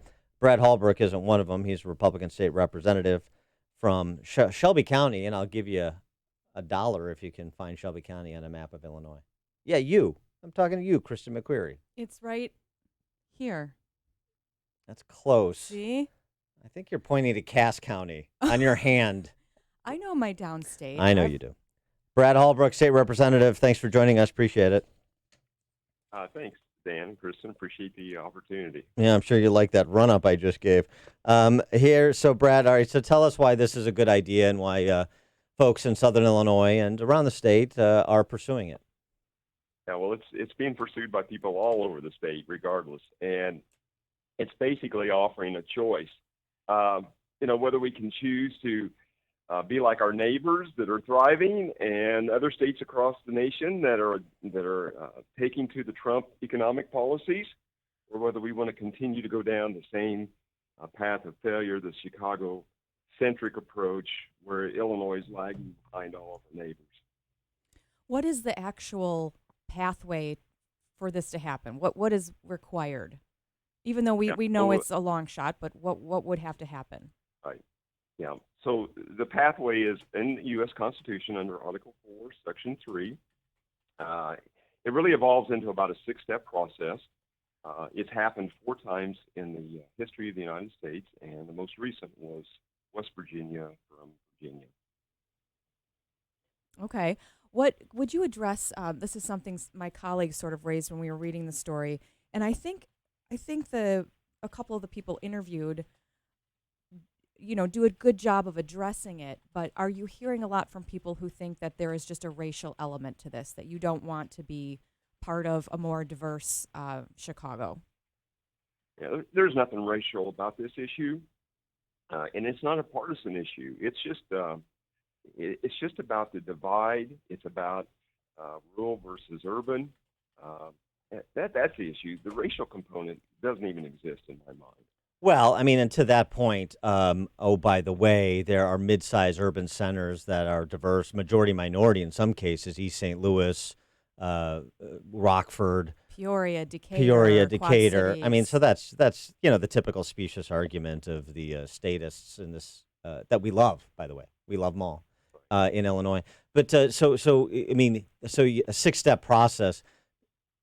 Even if everything fell into place and you got bipartisan support on this, which unlikely, but even if that happened, how long is the process to pursue from beginning to conclusion? Well, New California has been under a similar process. In fact, New California is patterning after what New California's done. They have nearly, if not all, of the counties organized in California under the process. And they've been at it for 3 years. They've had 3 constitutional conventions. They declared independence some time ago. They've read dozens of grievances against old California. So it's a long process. Step 5 in this process is Illinois General Assembly, and that's going to be a heavy lift.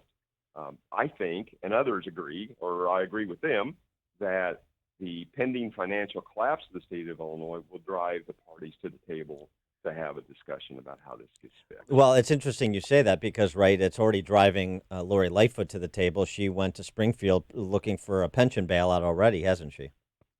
Right, and that's, it's just story after story, day after day.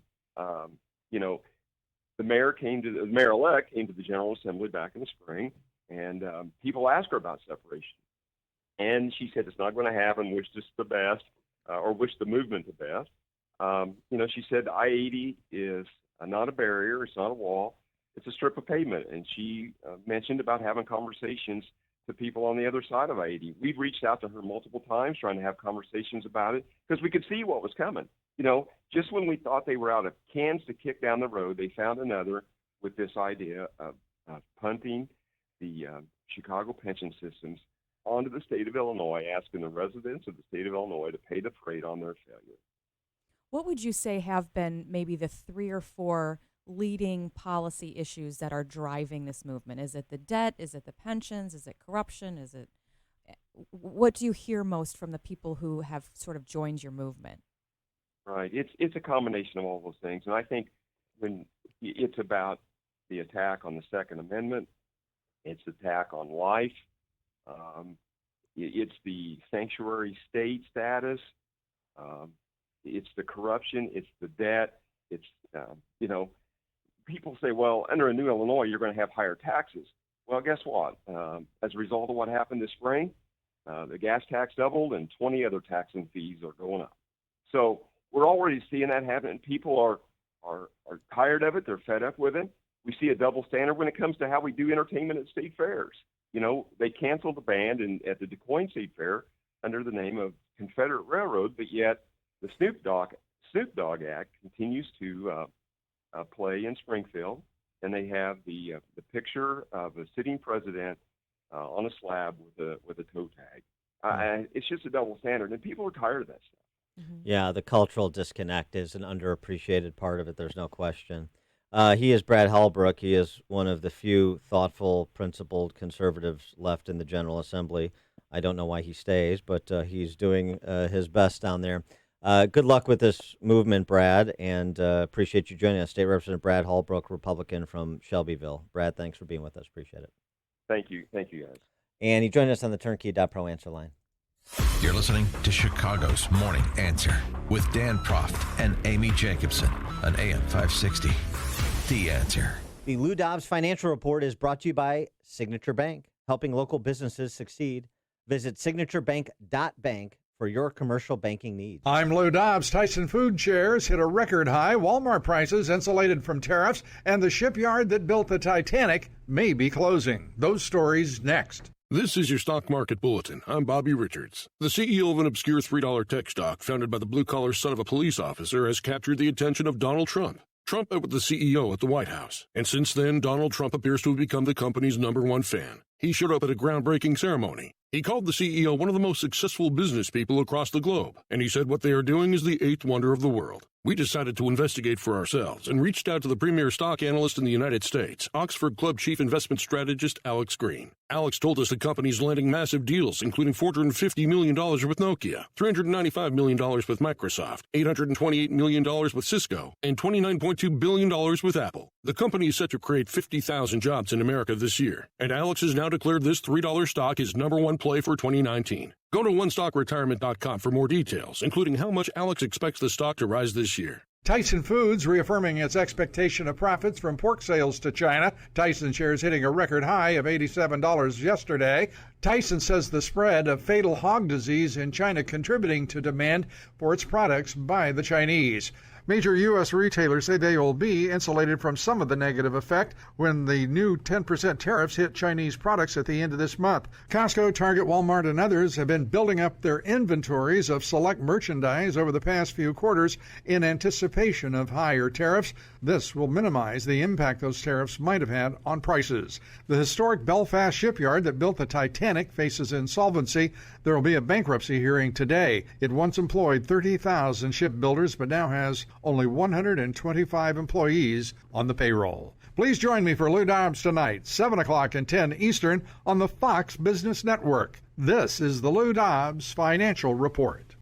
Mark the date. Set a reminder. The Illinois Numismatic Association presents the 60th Coin and Currency Show, Thursday through Saturday, September 12th through the 14th, at the Mega Center at the Pheasant Run Resort in St. Charles. So much fun, so much history. This is the best show in the country, with displays valued at millions of dollars. Don't miss the show for serious collectors and investors. Plus, it's a great family event. Or if you're interested in all this history, on Friday evening at 6, it's the Matthew Bullock Auction Gallery, the official auction house of the Illinois Numismatic Association. Auction viewing is Thursday and Friday during show hours. If you've never been to a coin show, this is the one to attend. One of the largest and best in the country. Get more information at ilnaclub.org. That's ilnaclub.org. Admission and parking are both free with your photo ID. Mark the date. Thursday through Saturday, September 12th through the 14th, at the Mega Center at the Pheasant Run Resort in St. Charles. The 60th Coin and Currency Show presented by the Illinois Numismatic Association. Don't miss it. it. If you're a healthy, self-employed small business owner with income too high to qualify for an Obamacare subsidy, I have good news. Recent regulatory changes have created new, lower-priced health insurance options that are available to you right now. These policies include a nationwide PPO with access to Chicago's teaching hospitals like University of Chicago, Northwestern, Rush, and Lurie Children's Hospital. Did you know that a self-employed husband and wife team can purchase group health insurance that covers pre-existing conditions, even if they have no employees? Are you nearing the age of 65 and trying to figure out the Medicare maze? Call me. I can help. If you're tired of calling a bureaucrat at an 800 number to help you navigate Obamacare, then you need a local expert on your side. Your own health insurance mentor. C. Stephen Tucker from healthinsurancementors.com is someone I know and trust. He's a 20-year licensed broker who's been educating our listeners for 7 years. Steve, how can our listeners get in touch with you? Thanks, Dan. They can visit healthinsurancementors.com or call me directly at 630-674-1551. Contemplating a change of school for your son or daughter? It's not too late to consider the outstanding education and preparation for life that St. John's Northwestern Military Academy offers. For 135 years, St. John's Northwestern has prepared teens for college within a safe, secure, and structured environment, free from distractions and optimal for learning.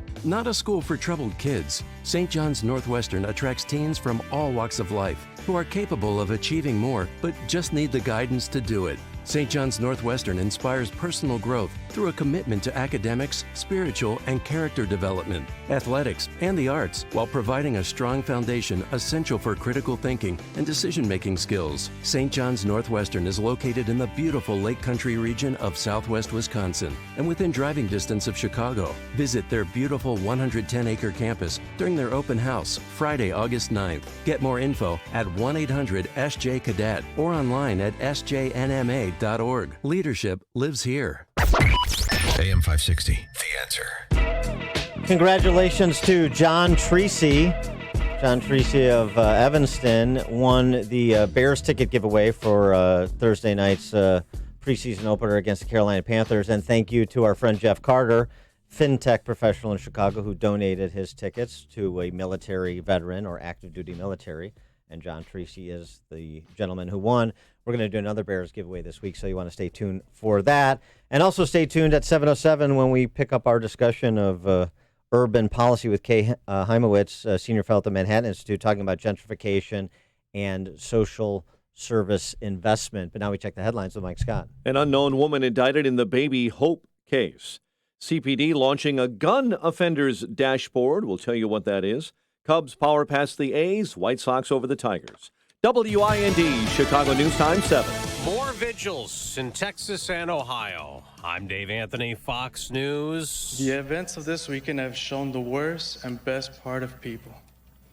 In your memory, Javier, our community has shown great resilience despite the hurt. That was at a vigil for the youngest murder victim in the El Paso Walmart shooting, just 15 years old, 22 killed in all. As authorities investigate this as a possible hate crime, they're trying to determine a motive. City officials believe the gunman targeted El Paso because it is a border town that prides itself on its bicultural population. Fox's Jonathan Seri in El Paso says the suspect, jailed without bail, might have picked the Walmart because he was hungry. In Dayton, Ohio, police haven't yet determined why the gunman who murdered 9 until officers killed him opened fire early Sunday. His social media posts are being scrutinized. He reportedly did not like President Trump, supported Antifa, and was anti-Second Amendment. Now, the president is getting ready to visit both places. Fox's John Decker live at the White House. President Trump will visit El Paso and Dayton tomorrow to comfort families of victims and mourn with those whose loved ones were murdered in the mass shootings. Counselor to the president, Kellyanne Conway, defending the president's reaction to the mass shootings. It has been his desire and his intention since he learned of these tragedies over the weekend to get on the ground and visit the people there, to thank the first responders and the medical professionals. President Trump tweeting this morning, "I am the least racist person. Black, Hispanic, and Asian unemployment is the lowest, best in the history of the United States." Dave? Well, John, Democrats keep blaming the president's rhetoric for inciting violence, calling on the Senate to return from recess to approve a House-passed bill to expand universal background checks to all gun sales. China is denying U.S. claims it's manipulating a currency that keeps falling against the dollar, which makes Chinese exports cheaper, lessening the effects of U.S. tariffs. On Wall Street, after a big sell-off yesterday, those stock futures are rising. This is Fox News. 69 degrees at 7:02 on AM 560. The Answer. Good morning. I'm Mike Scott. Authorities are searching for the driver this morning who struck and killed a 9-year-old boy in Gary, Indiana over the weekend. Police say Marcasey Jones was riding his bicycle on Broadway Avenue near Indiana 53 when he was struck by a dark-colored vehicle. That driver continued onto 8094, the interstate, following the accident. A former volleyball coach from Northwest Suburban Streamwood facing up to 20 years in prison after pleading guilty to a child pornography charge. Michael Ledke pleaded guilty to enticing a 16-year-old boy in 2016 to record and send 2 sexually explicit videos of himself to Ledke's cell phone. An unknown woman facing a felony charge in the death of a baby found dead in a backpack near Wheaton nearly 3 years ago. DuPage County prosecutors announcing the indictment yesterday of a DNA profile of a person suspected to be involved in the case of that infant known as Baby Hope. Mayor Lightfoot blaming President Trump's rhetoric for the mass shootings over the weekend in El Paso, Texas and Dayton, Ohio. What he's been doing is blowing every racist, xenophobic dog whistle. And when you do that, when you blow that kind of dog whistle, animals come out. Meantime, Illinois Governor J.B. Pritzker taking heat for a huge gaffe, saying he's thankful the state has not suffered a mass shooting like those over the weekend, without mentioning 2 mass killings in the last decade, February 15 at an Aurora warehouse and one at Northern Illinois University in 2008. Well, Cub fans went home happy last night, but so did a family from Crystal Lake who was not rooting for the Cubs. They went home just as happy. The A's called up outfielder Nick Martini a few days ago, and the Prairie Ridge High School grad did not disappoint. Going deep last night in the top of the 8th inning into the right field stands, which erupted in joy for the Crystal Lake native, all wearing A's jerseys. Nice job, Nick.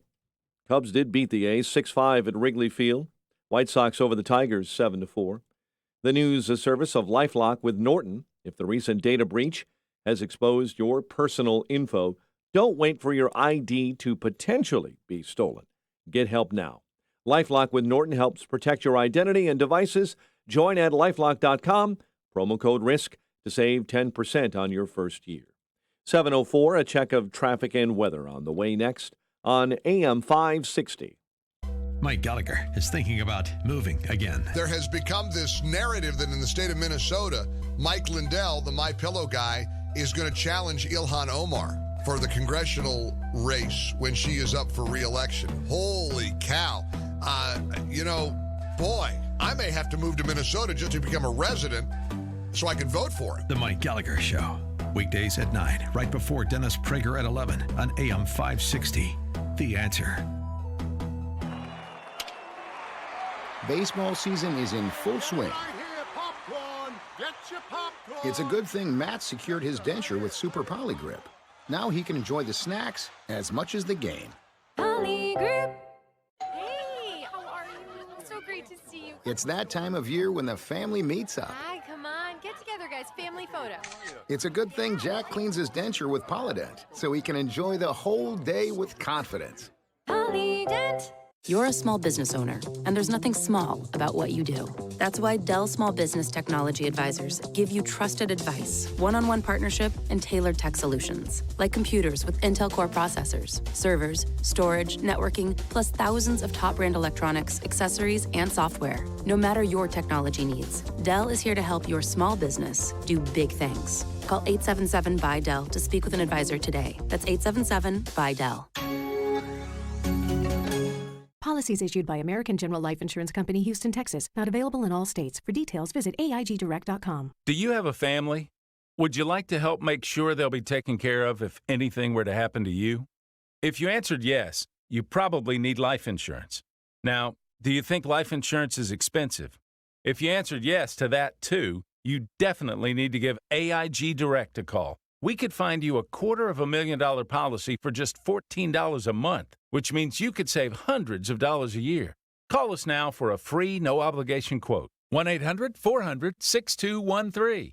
Since 1995, we've helped millions of people find out if they could save up to 70% on their term life insurance. See how affordably we can help you protect your family. Call AIG Direct now for your free quote. 1-800-400-6213. You could save up to 70%. That's 1-800-400-6213. 1-800-400-6213. If the recent data breach has exposed your personal info, don't wait for your ID to potentially be stolen. Get help now. LifeLock with Norton helps protect your identity and devices. Join at LifeLock.com. Use promo code RISK to save 10% on your first year.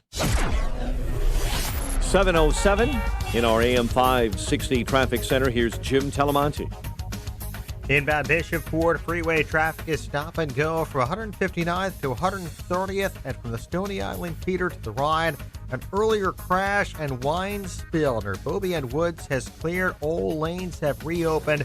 It's 32 minutes, 80-94 to the merge. I-57 is 20 minutes, I-80 to the Rhine. The Rhine runs 25 minutes, 95th to downtown. Eden's 21 minutes, Lake Cook to the Junction. Kennedy, 35 minutes, O'Hare to downtown. The Eisenhower is 50 minutes, 390 to the Bird Circle. Stevenson, 45 minutes, 355 to Lakeshore Drive. The northbound Tri-State has delays, 75th to 31st, and from the Reagan Tollway to the Grand Avenue Curve, northbound Veterans Memorial from Maple to the Reagan Tollway. That's traffic. I'm Jim Alamonte on AM 560, The Answer. Chicago's Morning Answer continues next. Your official Chicagoland weather forecast from the 1 Hour Heating and Air Conditioning Weather Center and meteorologist Steve Williams. Today, times of clouds and sun, shower and thunderstorm around, the high near 83. Mainly clear tonight and a low 68. Mostly sunny, warm tomorrow, the high near 87. Thursday, a shower or thunderstorm in the morning, otherwise a partly sunny day, high 83. I'm Steve Williams on AM 560, The Answer. 69 at O'Hare, 70 Lakefront. Next news, 7:30. And Chicago's Morning Answer with Dan and Amy continues next on AM 560, The Answer.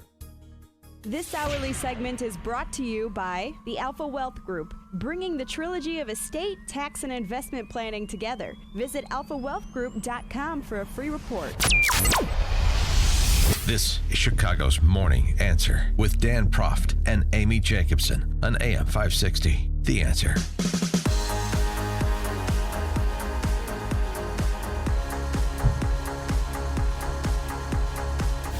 Top of the morning, Dan, and in for Amy this morning is Chicago Tribune editorial boardist Kristen McQuarrie. And Kristen, it's a nice gender-neutral title. Editorialist. Yeah, I like that. Yeah, you're welcome. You can call me there too if you need to, just to. Well, you know, just as an aside, since you've gone and done it, you went and did it. The Democrat Socialists of America convention. Did you catch that? No. It's Was that here? No, it was shockingly it wasn't. It got off to a bit of a slow start. Yeah. It's difficult when you're sort of at midpoint redefining the language for everybody to keep up. Also, it's difficult to sort of contemplate and accommodate everything that may trigger someone. So here's an example of why the DSA recently concluded. And I'm so sorry I missed it. Got off to a slow start. Quick point of privilege. Quick point of personal privilege. Yes. Guys, first of all, James Jackson, Sacramento, he, him. I just want to say, can we please keep the chatter to a minimum? I'm one of the people who's very, very prone to sensory overload. There's a lot of whispering and chatter going on. It's making it very difficult for me to focus. Please, can we just, I know we're all fresh and ready to go, but can we please just keep the chatter to a minimum? It's affecting my ability to focus. Thank you. Thank you, comrade. Okay, is there a speaker against name, chapter, pronoun? Point of personal privilege. Yes. Please do not use gendered language to address everyone. Okay. He said, guys. Hey, guys. No, I mean, I'm surprised he wasn't carried out of there. It's almost that you almost brought that gentleman to tears over that. Dan Proft here, he, him. That went on too, because despite him telling everyone that he has sensory issues, I can't focus. They didn't stop. Quick point of privilege once again. Hi, James Jackson, Sacramento DSA, Hi, James. he, him. Yeah, I have already asked people to be mindful of the chatter of their comrades who are sensitive to sensory overload, and that goes double for the heckling and the hissing. It is also triggering to my anxiety. Like, the be comradely isn't just for, like, let's keep things civil or whatever. It's so that people aren't going to get triggered and so that it doesn't affect their performance as a delegate, okay? Your need to express yourself is important, but your need to express yourself should not trump or Yeah. Wow. I mean, how are they going to even order lunch? We know what you're trying to say, James Jackson, he, him. I mean, you know what was great about watching that display? The Saturday Night Live skit that's coming? No. Or that you actually think it was? No, yeah, I mean, Saturday Night Live's not funny. That's funny. Thing is, I'm not so worried about these people after all. I think we're going to be okay. Gentrification, urban centers. We've been talking a lot about urban centers with respect to crime and cleanliness and all kinds of other issues. Baltimore, Chicago. What about gentrification? That's an issue that the social justice warriors like to take up because gentrification means displacement of poor people, and so it needs to be stopped. It was a singular issue in probably 3 of the aldermanic races where the socialists were successful. We now have 6 Democratic socialists elected to the Chicago City Council, and this was their number 1 issue. So I'm really interested to talk to our next guest. Did you say there? I'm sorry. Well, what do you do when it's a mix of men and women? You find out what each of their preferred pronouns is, and you use them appropriately. Oh, gosh, I already screwed up. For more on the gentrification issue, if we could get past pronouns and points of personal privilege, we're pleased to be joined by Kay Hymowitz. She's senior fellow at the Manhattan Institute, contributing editor of City Journal, author of The New Brooklyn, and she's written this piece about a Philadelphia Federal Reserve study on gentrification that's really quite interesting. Kay, thanks for joining us. Appreciate it. Good morning, guys. Morning. Kay, please, Kay, please. Why are you doing this to us? You're triggering me. Couldn't resist. All right. This Philadelphia Federal Reserve study sort of turns a lot of conventional thoughts about gentrification on its head, particularly those that are routinely argued from those who are opposed to gentrification. Why don't you give us a few examples, including maybe the most important takeaway is about kids who are living in neighborhoods that are gentrifying, that are from lower income families, and the effect that gentrification has on kids per this study. Right. So this study looked at 100 neighborhoods that are gentrifying in the United States metro areas over a period of 15 years. So they're able to tell how they changed over that time and how the people in those neighborhoods fared. And what they found are a number of surprises. One of the ones that we actually have heard from other studies is displacement. That is the pushing out of poorer, lower income residents is just not nearly as widespread as we might have thought. They estimate that people are only about 10% more likely to move when there's gentrification than when there's not. But you referred to what to me is the most interesting part of the study, and that is what happens to the children of the stayers, that is, of the residents who do remain in the neighborhoods that are being gentrified. What they found is that those low-income residents, the children of those low-income residents, actually see a lot of benefits. There's some evidence that they are more likely to go to college. There's a somewhat, it's not huge, I don't want to overclaim here, but there's some increase in their income attainment, education attainment. And it seems to be what sociologists like to call network effects. In other words, by having higher educated, higher income people in the neighborhood, often more mixed race, it changes the dynamics of the neighborhood, and the kids are actually benefit from it. Mm-hmm. So in terms of why people don't move, what is the biggest myth that you believe surrounds that? Are they just able to make the rent, or just is there something else at play? I mean, there's such a fear that these people are being forced out, but you're saying based on the study they really don't. Do you know why? Yeah, I think the report is not so clarifying on that question. However, I would caution that they are looking at both homeowners and renters. Okay. And, of course, the homeowners are more likely to stay. They often see a big jump in their house values, which is a benefit in and of itself. And those values go up high enough as to offset any growth in taxes, which inevitably comes as well. For the renters, it may be that it's a different housing group, different kinds of places that the low-income and higher-income people are looking at, and that landlords can't raise the rents as much as you might think on those lesser accommodations than they can on the more renovated, or perhaps newer housing that they're provided for the newcomers. So that may be part of what's going on. They do find that the rents don't go up markedly for low-income residents. Yeah, that was something, and you remarked in your piece, the authors of the study found it somewhat surprising that rent increases for less educated residents, who are stayers, remain much as they would have if no gentrifiers had ever arrived. So it turns out that it really doesn't change their,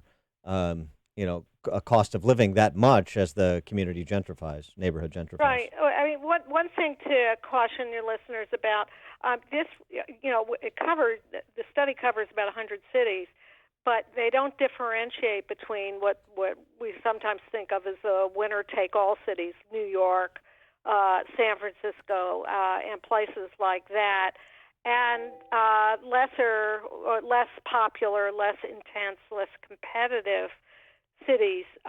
So it's possible that, and I certainly from my experience living in New York, this seems to be the case. It's possible that the rents really do go up more in those cities as opposed to most smaller and less urban notable centers. cities. Yeah, sure, that makes sense.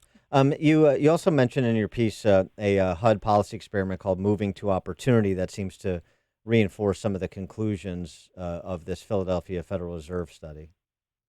Yes.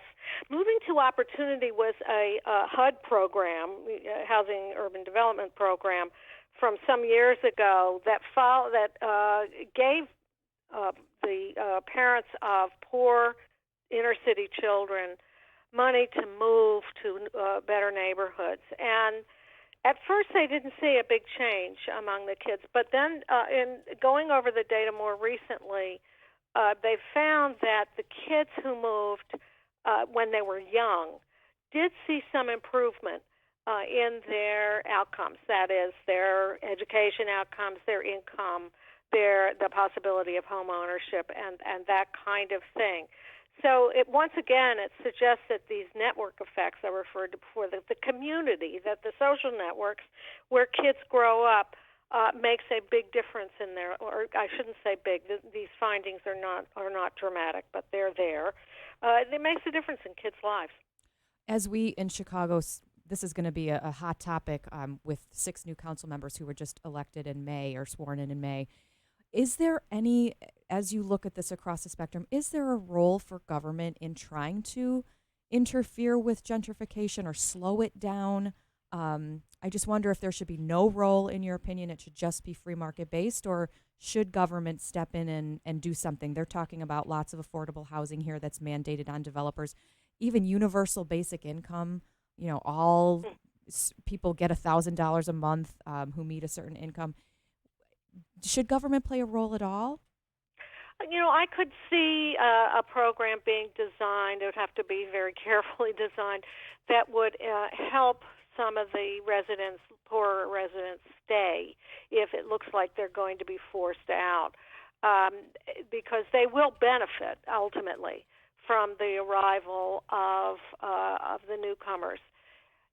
So I could see something like that, and I think there are problems with too strict demands for affordable housing within new developments, but I don't mind having some of that. I mean, New York, what we found is when those programs are instituted, the so-called affordable housing is actually just for the middle class because no developer can afford to do really low-income housing in the kinds of neighborhoods where they're building, which are very, very expensive land prices. She is Kay Hymowitz, Senior Fellow at the Manhattan Institute, contributing editor to City Journal, author of The New Brooklyn, and check out our column, which I'll tweet out, Gentrification for Social Justice. Kay, thanks so much for joining us. Appreciate it. Thanks for having me. And she joined us on the Turnkey.pro answer line. If you're talking about it, Dan and Amy are talking about it. It's Chicago's Morning Answer on AM 560. The Answer. If you have pain, listen up. Dennis Prager here. You don't need to live in pain. Let me repeat that. You don't have to live in pain. Chronic pain is the worst, whether it's from an accident or pain that just develops. So Chicagoland, you're in luck. Dr. Ken Candido is one of the nation's most respected and successful pain doctors. He's been voted one of Chicago's best pain doctors several times. Bottom line, he's the pain doctor you need. Dr. Candido of Chicago Anesthesia and Pain Specialists will help you get off pain medication and all of its side effects. How? By finding the source of your chronic pain and fixing it. This is Ken Candido of Chicago Anesthesia Pain Specialists. Let's make you pain-free. Call Dr. Ken Candido and make an appointment with a cutting-edge, respected, and successful pain physician. Go to mypainchicago.com. That's mypainchicago.com. Thousands have been helped with their chronic pain, and you can be the next one. Get the phone number and all the info you need at mypainchicago.com. Hey guys, Ken here from Income Store. I needed to take a minute just to brag on our almost 200 amazing employees. In 2009, we changed our tagline to, "We can grow any business in any industry at any time." The world trusted us and helped us become a 5-time Inc. 5000 honoree. Our 200 employees have done two major things at the same time. We manage 1,800 money-making websites and over 260 e-commerce sites for our client partners across the globe. 34% of Americans visited one of these assets last year. But at the same time, these amazing employees have stopped their life every single week and recorded videos and podcasts of exactly how we grow these digital assets. If you're looking to figure out how we do it, just go to door number 1. It's free. You can study thousands of hours of material on how to grow your business. If you have money but no time, go to door number 2. It's a bit pricey, but our managed services are absolutely incredible. You got to check out incomestore.com. Our 200 employees are absolutely amazing. Worried you're one of the millions whose identity may have been compromised in the recent breach? Be one of the millions who trust their identity protection to LifeLock. LifeLock now includes the power of Norton for more protection. LifeLock uses proprietary technology to detect identity threats you may not be able to see by just monitoring your credit, like your personal information on the dark web. And Norton Security helps protect against online threats, like emerging viruses and ransomware. Of course, if there's a problem, our agents will work to fix it. No one can prevent all identity theft or cybercrime, or monitor all transactions at all businesses, but LifeLock with Norton helps protect your identity and devices. It's not too late to get protection. Join now and get 10% off your first year. Go to LifeLock.com and enter promo code NEWS. That's promo code NEWS to get 10% off your first year. LifeLock with Norton. More detection. More protection. I'm doing it. Justin's doing it. My sister's doing it. A lot of people are taking Balance of Nature. Why? Well, it's an easy and convenient way to get the fruits and veggies you need on a daily basis. Because admit it, we're not eating enough fruits and veggies at all those summer barbecues where there's beer and brats and hot dogs. Balance of Nature is just that, easy and convenient. And if you listen to this station, you've heard people talk about how Balance of Nature has changed their lives. And it could do the same for you. So start living a healthier life today by taking Balance of Nature. Experience the difference for yourself. For a limited time, all new preferred customers will receive an additional 30% discount and free shipping on your first Balance of Nature order. You will also receive an extra $10 off on any additional set of fruits and veggies that you purchase. This summer special offer will expire soon, so do not wait. Call 800-246-8751 or go to balanceofnature.com. Use discount code Chicago. AM 560, The Answer. Dan and Kristen McQuarrie in for Amy J this morning. And Kristen, the story of Shelley Pennyfather. She was this great high school and college women's basketball player who made a deal with God, and then she honored it. She was a Larry Bird type of player. Pettifar will shoot from the foul line. Her shot is good. She was essentially the highest paid women's basketball player in the world for 4 years. How do you get so good at something and then walk away from it? How do you get so good at something and then walk away from it? The big question. I'll tell you where she walked away to in a minute. This ESPN story. If ESPN would just stay out of politics, they do some great stories on sports and sort of the transcendental nature of sports. She, after being heavily recruited, she was like the #1 basketball player in the country coming out of high school. She decided to go to Villanova, and it was part of the connection that she made, speaking of the importance of coaches, with Coach Harry Perretta. I went to Villanova, so I can promise you, like, he says the rosary every day, goes to mass on Sundays. He is not a fake Catholic. He's legit. Let's go. They gotta make layups. In Villanova's Harry Perretta, Pettifar ultimately found both a kindred spirit and a coach who would bring out her fullest potential. Go. That's it. That's what we want. Her fullest potential. Here's a summary of her collegiate career. Pettifar would become a 3-time Big East Player of the Year and All-America. To this day, Shelly Pettifar remains Villanova's all-time leading scorer among both women and men. And that's a statement with how good a basketball program Villanova has had over many generations.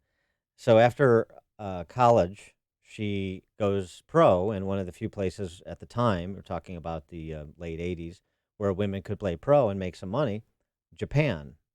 But she struggled in Japan. Her team struggled, and she made a deal with God if her team would make the playoffs. Your team was doing awful. We were 0-5. So I made this deal with God. Shelly's deal was if she could pull her team out of last place and help it qualify for the playoffs, she would vow to donate her time and postseason bonus to Mother Teresa's convent in Norristown, Pennsylvania. It came down to the last game. If they win this game, she gets her bonus. If they lose, no bonus.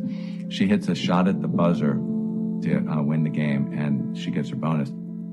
4 years later, in 1991, on the verge of earning a $200,000 annual salary, Shelly Pettifar answered her calling, renounced her worldly life for the austere existence of enclosure in the Poor Clares Monastery in Alexandria, Virginia. So she goes to become a nun. Mm-hmm. Strictest orders. Yeah. Sleep on straw mattresses in full habit. Wake up every night at 12:30 a.m. to pray, never resting more than 4 hours at a time.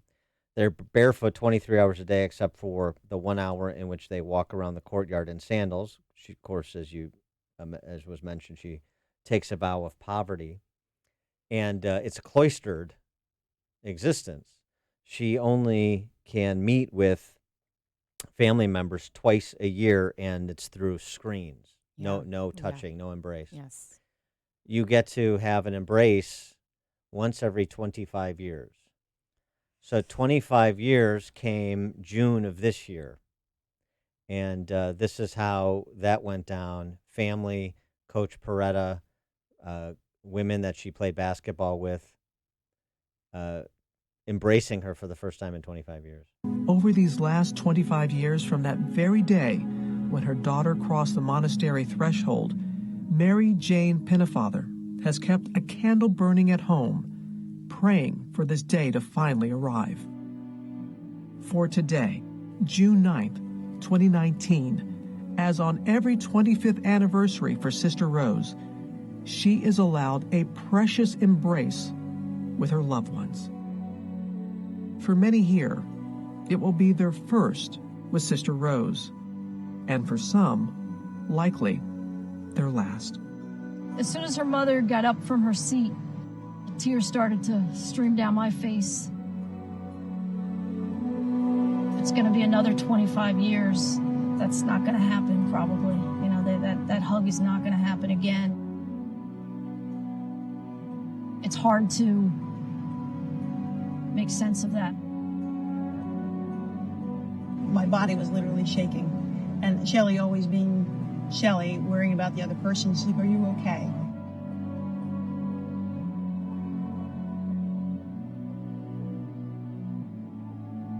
For me, it was just a chance to just say, I love you. I've been in the room with her for 25 years and not allowed to touch her. If I'm alive, I'll try to get there. Hopefully I'll be alive in 25 years. That was Coach Perretta at the end. It's really an incredible story, and I know some people won't understand the commitment that clergy like Sister Rose, nay Shelley Pennyfather make.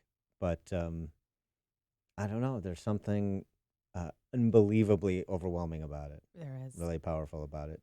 And that question at the outset, too. You're at the top of your profession and you walk away. What would possess somebody to do that? Faith. Commitment to a greater cause. Mm-hmm. Coming up at 7:37, we'll return to the reality on the ground here, talk about those school shootings and what we know about the backgrounds of the shooters with Daniel Gabriel, former counterterrorism specialist with the CIA. Now we check the headlines with Mike Scott. Sunshine breaking through, 67 degrees. Federal prosecutors will seek the death penalty for the El Paso, Texas mass murder suspect. Charges against him include hate crimes and domestic terrorism. The president will visit El Paso Wednesday after the shootings that left 22 dead. El Paso Mayor Dee Margo is a Republican. Explained why he's agreed to meet with the president during this tough time for the city. This is the office of the mayor of El Paso in an official capacity welcoming the office of the President of the United States, which I consider is my formal duty. He also will ask the president to support recovery efforts with any and all federal resources. China claiming it will not buy American farm products because of the escalating trade war. A spokesperson for the Chinese Ministry of Commerce says companies have stopped buying products because of President Trump's plan to impose 10% new tariffs on goods September 1st. Perkins and Marie Callender's filing for bankruptcy. The restaurant chain made the announcement yesterday, shutting down many locations. Company planning to sell its Perkins business and looking for buyers for its Marie Callender's restaurants as well. Authorities searching for the driver who struck and killed a 9-year-old in Gary, Indiana over the weekend. Police say Marquesi Jones was riding a bike and was struck near Broadway Avenue in Indiana 53. The driver continued on to 8094 following the accident. R. Kelly in more legal trouble. The embattled R&B singer has now been charged with 2 counts of underage prostitution in Minnesota. Chicago Police Department providing a website for the public to track felony gun cases through the court system. It's called a Gun Offenders Dashboard. It was launched yesterday as a way to display information relating to adult arrestees with at least one felony weapons charge. Cubs beat the A's 6-5 at Wrigley Field. Sox defeat the Tigers 7-4. The news service of LifeLock with Norton. If the recent data breach has exposed your personal info, don't wait for your ID to potentially be stolen. Get help now. LifeLock with Norton helps protect your identity and devices. Join at LifeLock.com. Promo code RISK to save 10% on your first year. A check of traffic and weather on the way next on AM 560. There are people who tell me that I've changed. The Joe Walsh Show. Joe, you become a rhino. Joe, you're no longer a conservative. Joe, you're trying to get an MSNBC gig. Pre-Trump used to be where you stood on the issues determined whether you were a conservative or a rhino. Post-Trump, it's where you stand on Trump. I get that. I haven't changed. I haven't changed on any issue. I call it like I see it, period. The Joe Walsh Show. Weeknights, starting at 5, right before Larry Elder at 7 on AM 560. The Answer. There's an urgent need for first responders right now and right here in the Chicagoland area. Start a new, meaningful career, providing a valuable life-saving service, and make a difference by helping others. Get your EMT training and certification from Elite Ambulance at emtnow.org. Experience a new and rewarding career as a professional emergency medical technician with training and certification at emtnow.org. Sign up today for first responder EMT courses with Elite Ambulance courses. They make it easy with day and evening classes starting soon. Offered at multiple locations: Elgin, Hickory Hills, Naperville, Orland Park, and Schiller Park. Take the first step and become a qualified EMT, emergency medical technician. The second step, a more advanced paramedic. And third step, firefighter. Log on to emtnow.org for complete details and EMT training courses starting soon. Sign up now before classes fill up. Start your new career making a difference as a first responder. Go to emtnow.org. That's emtnow.org. Hi, this is Amy Jacobson, and I've got a quick, cost-effective way to protect and grow the value of your home this summer. Call the professionals at CertaPro Painters for interior and exterior painting. They painted the first floor of my home last year, and every time someone walks in, they always say, "Gosh, your house looks so much bigger." That's because one of their color specialists helped me pick out the perfect color. So boost your curb appeal this summer with a fresh coat of paint while protecting it from the heat, storms, and insects. Be proud to show off your house to your friends and neighbors. Their summer calendar has a few spots available, so secure yours now. Don't put it off. Time to hire CertaPro Painters, your residential and commercial painting experts. You can schedule a free estimate online at CertaPro.com, that's Certa with a C, or call 1-800-GO-CERTA. Each CertaPro Painters business is independently owned and operated. Get a free estimate at CertaPro.com or call 1-800-GO-CERTA. CertaPro Painters, we do painting, you do life. A lost dog, not a lost cause. Read Catching Murphy, the latest book from the Associated Press, available now exclusively at Amazon.com. 7:38 AM 560 Traffic Center time, and here's Jim Telemonte. Northbound I-55 is jammed Lockport Road to Veterans Parkway after a crash. And then the Stevenson is running 45 minutes from 355 to Lakeshore Drive. Inbound Bishopport, it's still heavy but improved. A wreck, Bobby and Wood Sports Reserve is cleared. It's 34 minutes, 80-94 to the Ryan. I-57, 20 minutes, I-80 to the Verge. Ryan is 26 minutes, 95th to downtown. Kennedy, O'Hare to downtown, it's 35 minutes. The Eisenhower, 51 minutes from 390. It's 33 from Manheim. The northbound Tri-State is bottled up 95th Street to the Hinsdale Oasis, and from the Reagan Tollway to the Grand Avenue Curve. Delays southbound 137 at Deerfield. Westbound Veterans Memorial, Maple most of the way to Roosevelt. It's traffic. I'm Jim Telemonte. On AM 560, The Answer. And Chicago's Morning Answer continues next. Your official Chicagoland weather forecast. From the 1-hour heating and air conditioning weather center, we'll have clouds and sun today. Maybe an afternoon shower or thunderstorm would pop up. High 83, mainly clear and 68 overnight. 67 right now. Next news coming up at 8. Chicago's Morning Answer with Dan and Amy continues next on AM 560, The Answer. Some call me the sage from South Central. Others call me the czar of common sense. But you can call me Larry Elder. And you're invited to join me tonight, starting at 7, right here on AM 560, The Answer. Top of the morning, Dan and in for Amy J this morning. Kristen McQuarrie, Chicago Tribune editorial boardist. And Kristen, President Trump, as we carried on our airwaves yesterday morning, addressed the nation in the wake of the massacres in both Dayton and El Paso. And of course, as people probably know, unfortunately, the body count has increased in El Paso from 20 to 22 overnight as some two individuals that were injured succumbed to their injuries. President Trump naming evil. The shooter in El Paso posted a manifesto online consumed by racist hate. In one voice, our nation must condemn racism, bigotry, and white supremacy. These sinister ideologies must be defeated. Hate has no place in America. Hatred warps the mind, ravages the heart, and devours the soul. I thought it was also notable and appropriate that President Trump took time to extend specific sympathies to Mexico per the Mexican nationals that were murdered. Today, we also send the condolences of our nation to President Obrador of Mexico and all the people of Mexico for the loss of their citizens in the El Paso shooting. Terrible, terrible thing. And, of course, the 10-minute speech was peppered with some directional statements about policy areas where work could be done.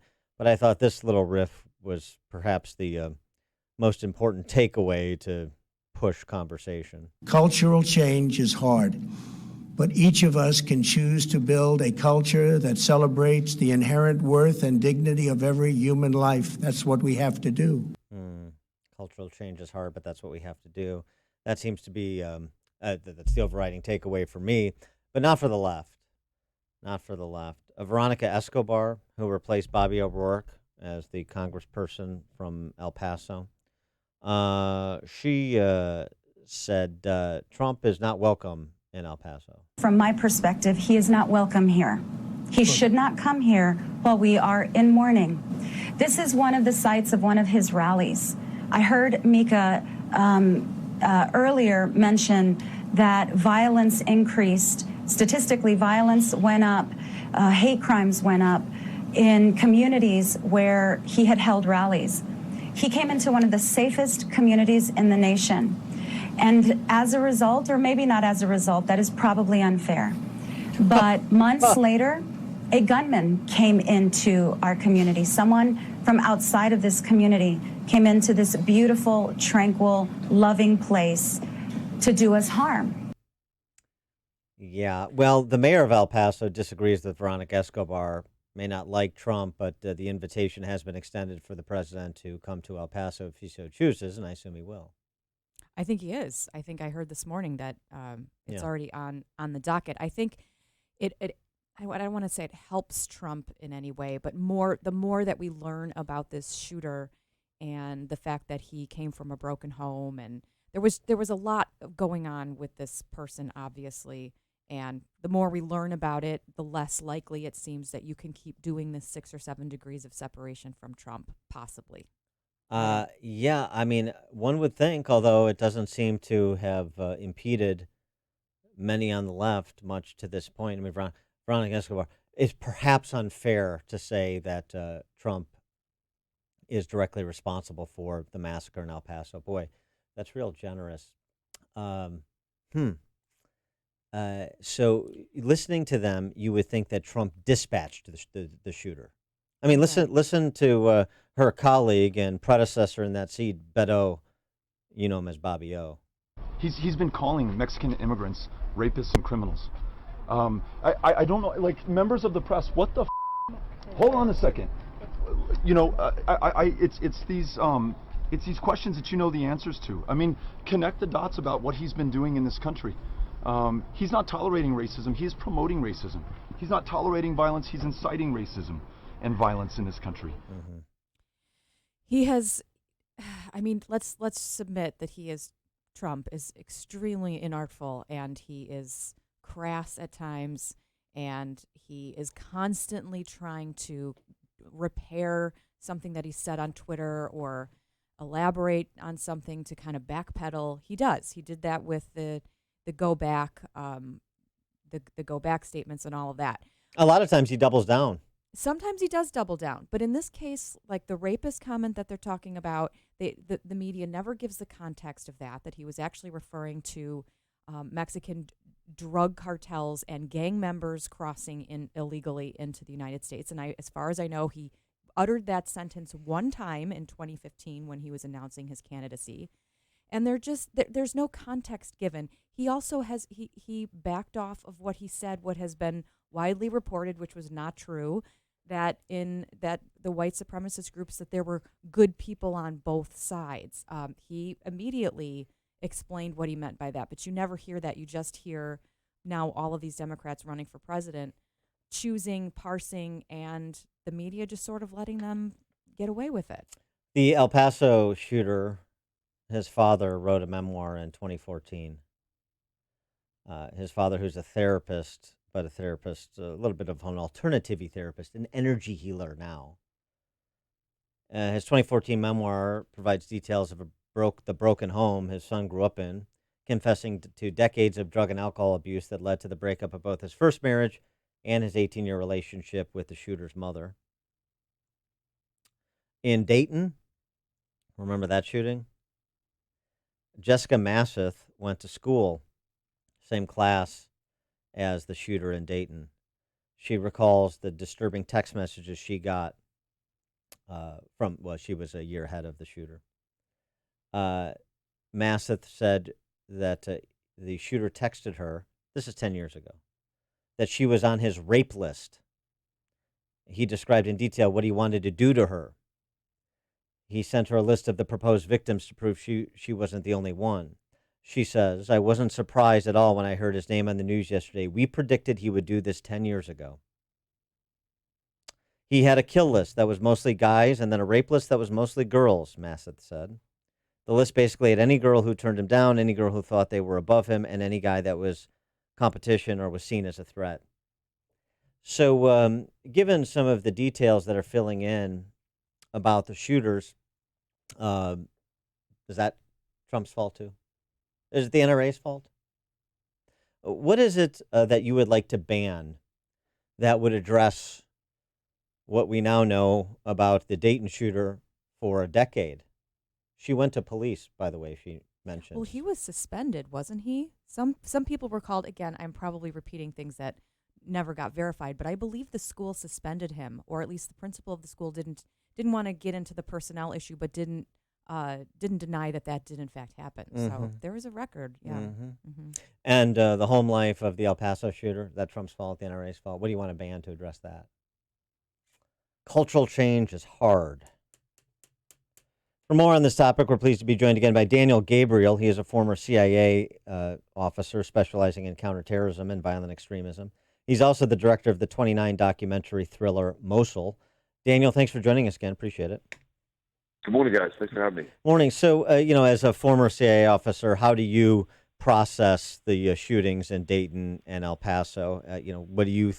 What comes to mind for you when you think of, what can law enforcement do, even intelligence agencies like CIA do to help with these acts of domestic terrorism? Well, first, look, I think they need to do more.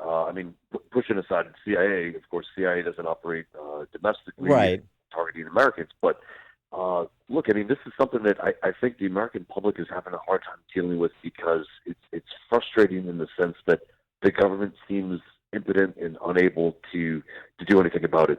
If you go back to 9/11, if you go back to Islamic extremist terrorism in this country, they've been relatively effective at dealing with that. And I think the American public appreciates that and understands that, changes have been made, that TSA was established. There's certain things in life that we've come to accept since 9/11 that have impacted our way of life, that are a direct result of that have made us safer. Yet when it comes to shootings, mass shootings, not necessarily tied to Islamic extremism, we seem unable to confront it head on. We seem unable to do anything meaningful or significant that actually makes a difference.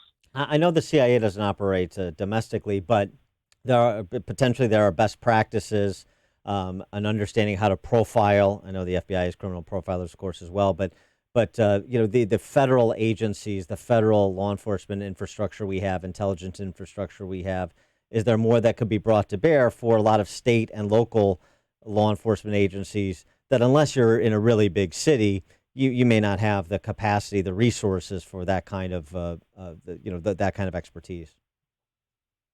Absolutely. And what we need to start doing is looking at not just the criminal actions and criminal intent, but we need to look at the ideology.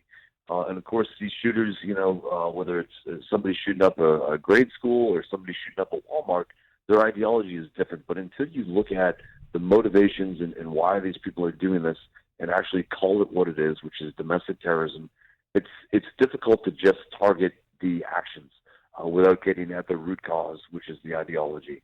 When you use even the word domestic terrorism, it seems difficult for people to sort of admit, utter. It's not really in the mainstream media when they cover these issues. I wonder what you think of a city like Chicago, where we just had a weekend where we had 55 shootings, 7 killed, an emergency room that had to bypass patients and send them elsewhere because they were completely overwhelmed.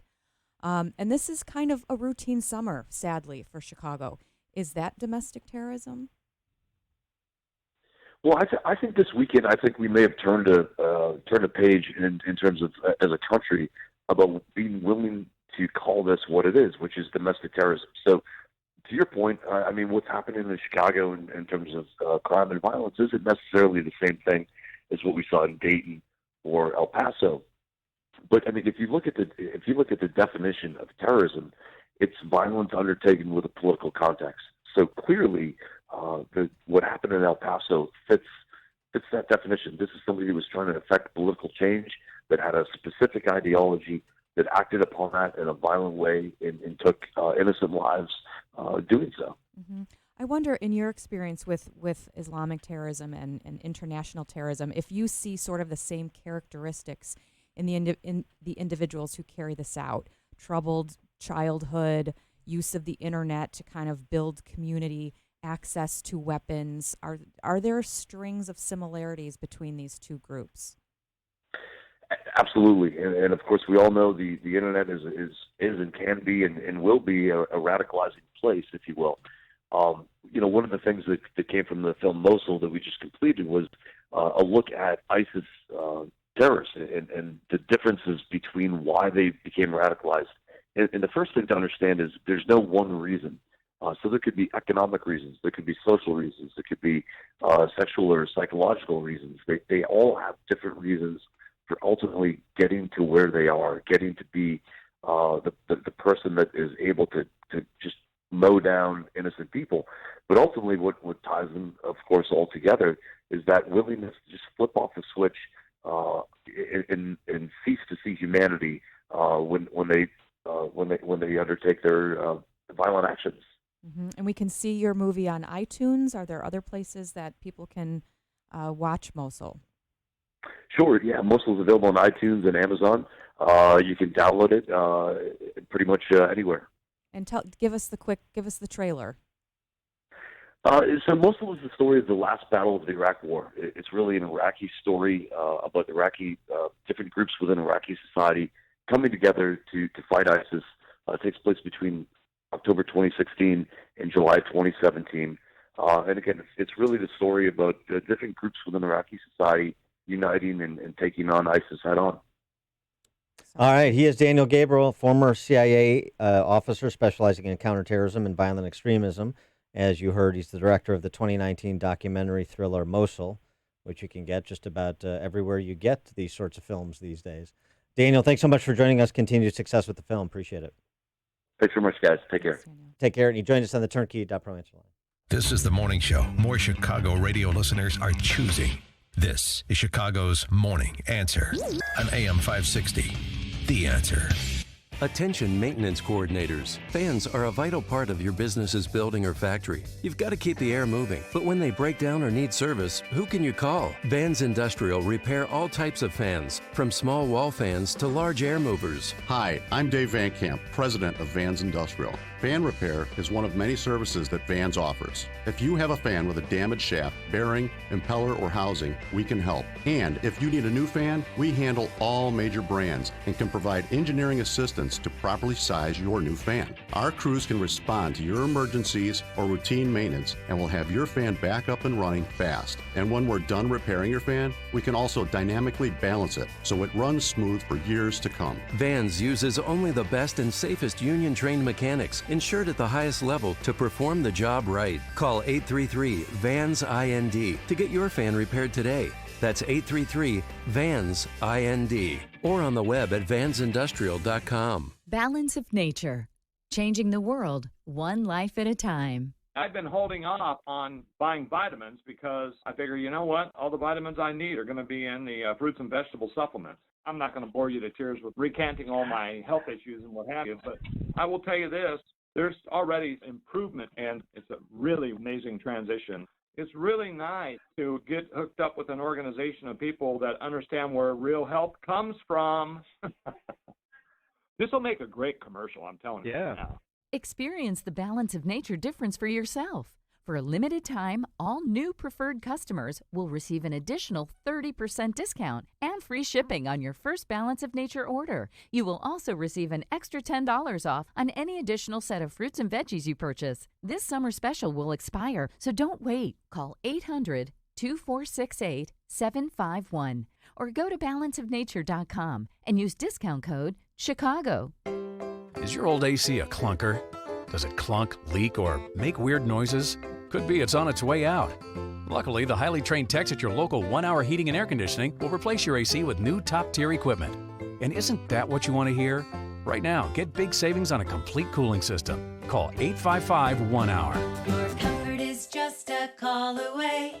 Call 1 Hour. Terms and conditions may apply. Call for details. Independently owned and operated. Licensed in the respective state or county. This is what Flo from Progressive sounds like in one of our many hilarious commercials. Hi, did you know that you can get a quote on your motorcycle insurance in under 3 minutes at Progressive.com? And did you know that saying hi makes even bad news sound good? Hi, you have high cholesterol. Hi, you're fine. And this is what that same commercial sounds like on your motorcycle. Hi, there's no more pain.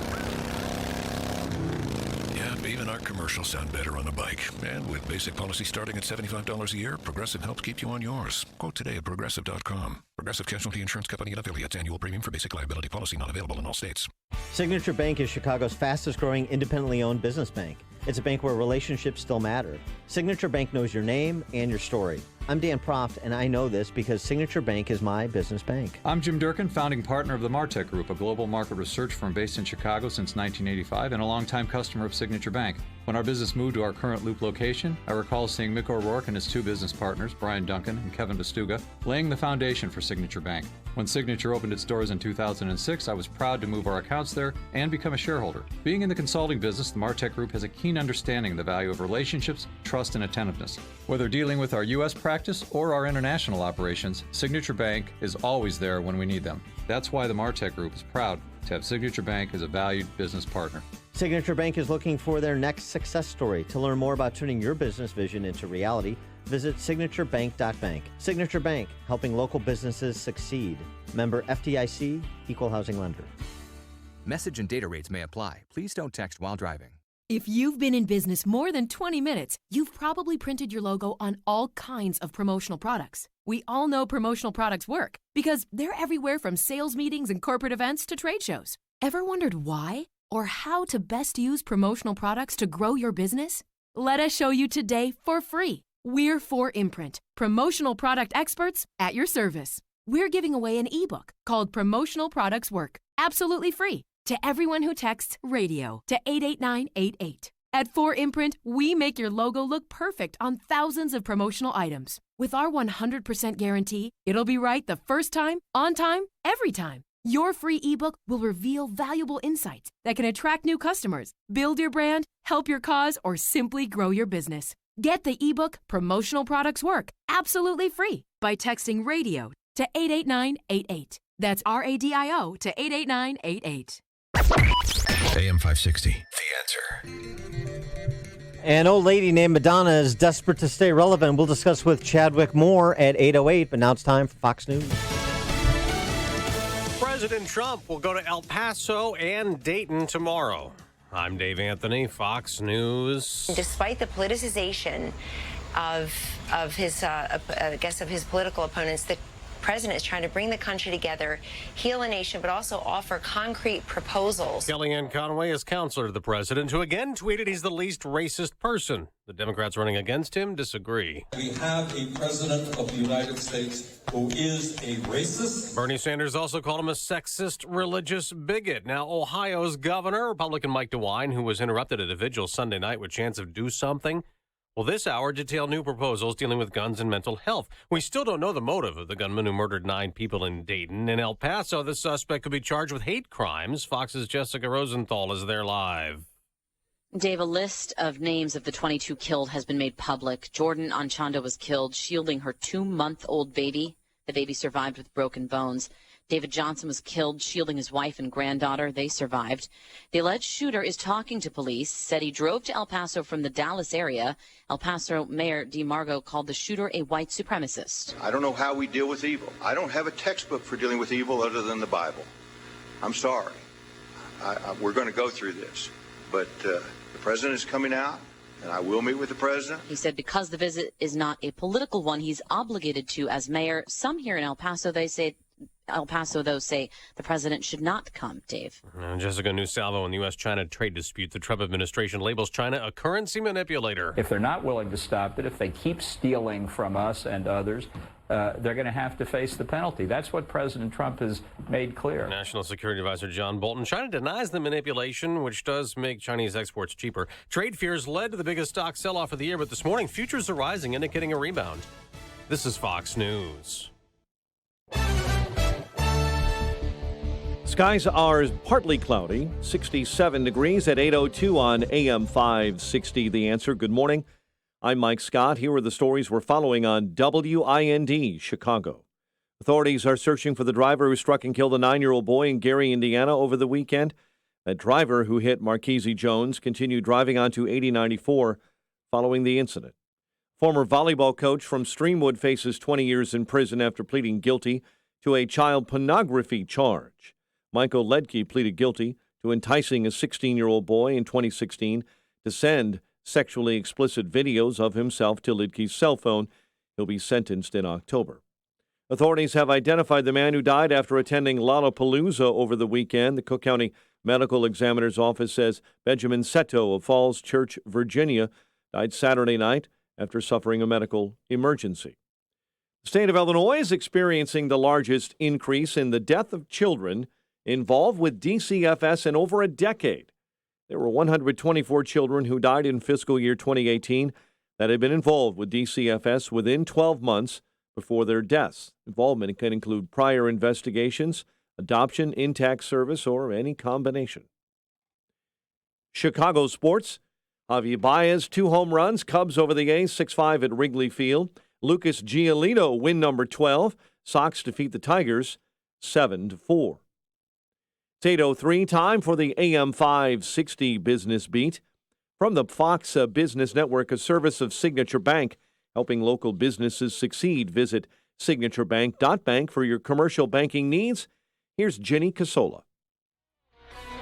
From the Fox Business Network, stock futures are higher this morning. After yesterday's sell-off, investors were reacting to China's willingness to let its currency, the yuan, slip to the lowest levels in 11 years, a reaction to fresh tariffs proposed by President Trump.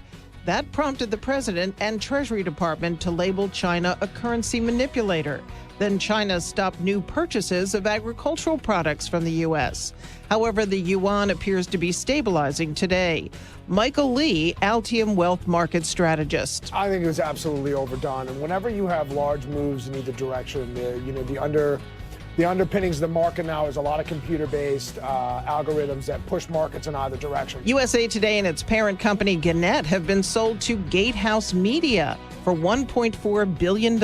Gatehouse owns the Austin American-Statesman in Texas. With the Fox Business Report, I'm Jenny Cosola. 8:04, a check of traffic and weather on the way next on AM 560. Larry Elder gives you the facts about Baltimore. Publication called BaltimoreFishBowl.com. Poll, to surprise of no one, Baltimoreans have a grim outlook about how the city is faring. 63% of respondents say the city's on the wrong track. When asked whether things are better or worse than they were 10 years ago, only 15% believe things are better. Is this thing on? The Larry Elder Show. Weeknights at 7, right before Jay Sekulow at 9 on AM 560. The Answer. There's an urgent need for first responders right now and right here in the Chicagoland area. Start a new, meaningful career, providing a valuable life-saving service, and make a difference by helping others. Get your EMT training and certification from Elite Ambulance at emtnow.org. Experience a new and rewarding career as a professional emergency medical technician with training and certification at emtnow.org. Sign up today for first responder EMT courses with Elite Ambulance courses. They make it easy easy with day and evening classes starting soon. Offered at multiple locations: Elgin, Hickory Hills, Naperville, Orland Park, and Schiller Park. Take the first step and become a qualified EMT, emergency medical technician. The second step, a more advanced paramedic. And third step, firefighter. Log on to emtnow.org for complete details and EMT training courses starting soon. Sign up now before classes fill up. Start your new career making a difference as a first responder. Go to emtnow.org. That's emtnow.org. Summer is here, and Matt's got the barbecue out all ready to grill. That's why he trusts Super Poly Grip, so he can enjoy his steak with full confidence. Poly Grip. Sounds like there's a party going on. But something's missing. The birthday gal's arrived. And thanks to Polydent, her bright smile is anything but a surprise. Polydent. You're a small business owner, and there's nothing small about what you do. That's why Dell Small Business Technology Advisors give you trusted advice, one-on-one partnership, and tailored tech solutions, like computers with Intel Core processors, servers, storage, networking, plus thousands of top-brand electronics, accessories, and software. No matter your technology needs, Dell is here to help your small business do big things. Call 877-BUY-DELL to speak with an advisor today. That's 877-BUY-DELL.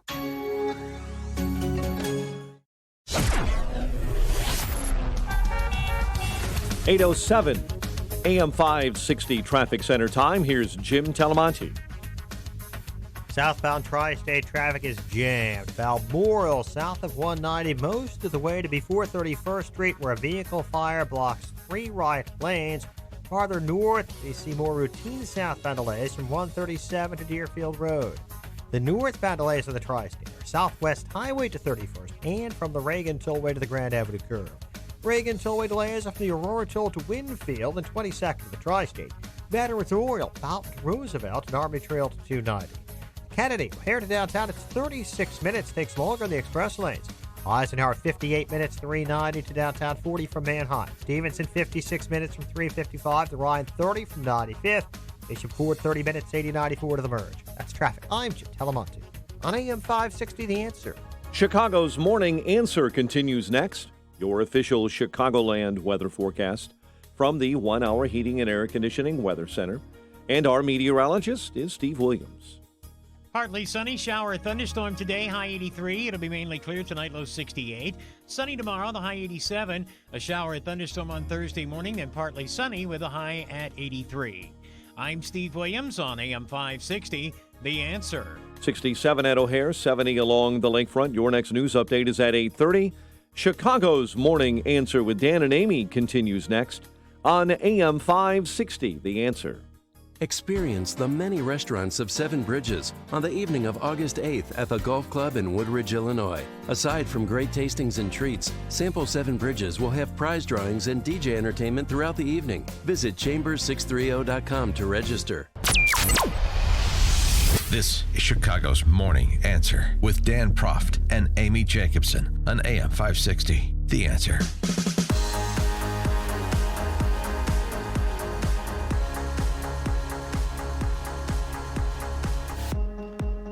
Top of the morning, Dan, and in for Amy this morning, Chicago Tribune editorial boardist Kristen McQuarrie.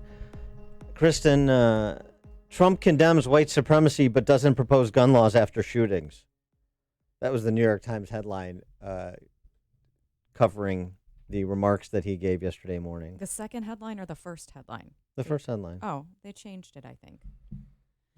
I think they got some pushback to the original one. It wasn't tough enough or something. No, they got pushback to the Trump unite versus racism. Okay, right. They didn't like that because that was accurate in terms of the message of his speech. And it didn't say that Trump is a racist in 42-point sans serif, and so that's what I. Or is it Garamond? I don't know what they use, but anyway, I think 2 times Roman.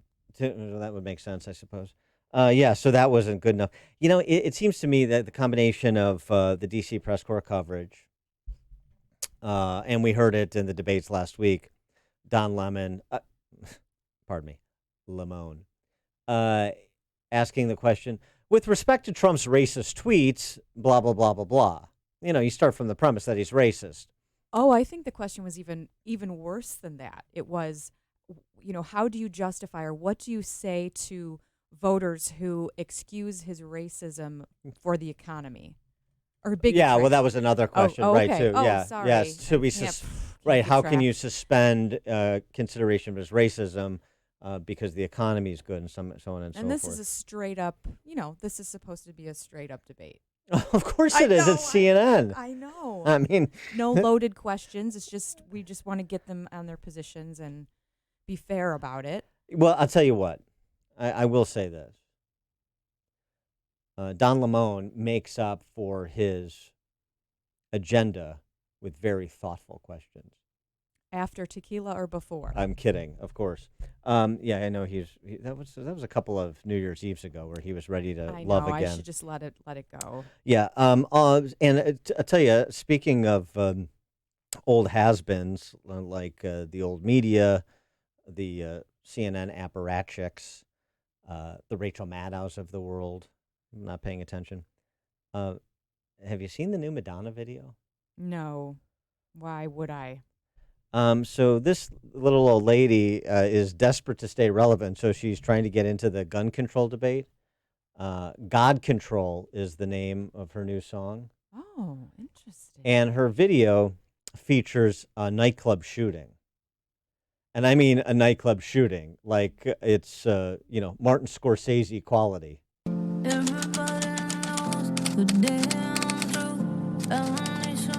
She's so old she can only mumble now. She can't enunciate. What can we do? Get the kids ready, take them to school. Everybody knows they don't have a chance to get a decent job, to have a normal life.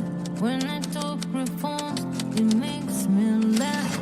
They pretend to help, it makes me laugh. I think I understand why people get a gun. I think I understand why we all give up.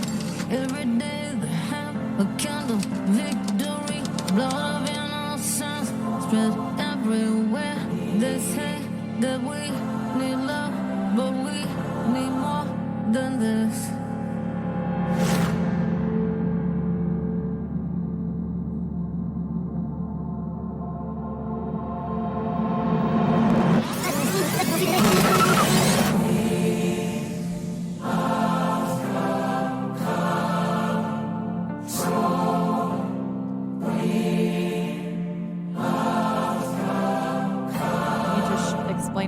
We lost God Control. She's typing in her... She's typing. Then there's the coffins of children in a church. Dead bodies on the ground. Yes, I'm going to make you listen to all of it. Just in case you were wondering.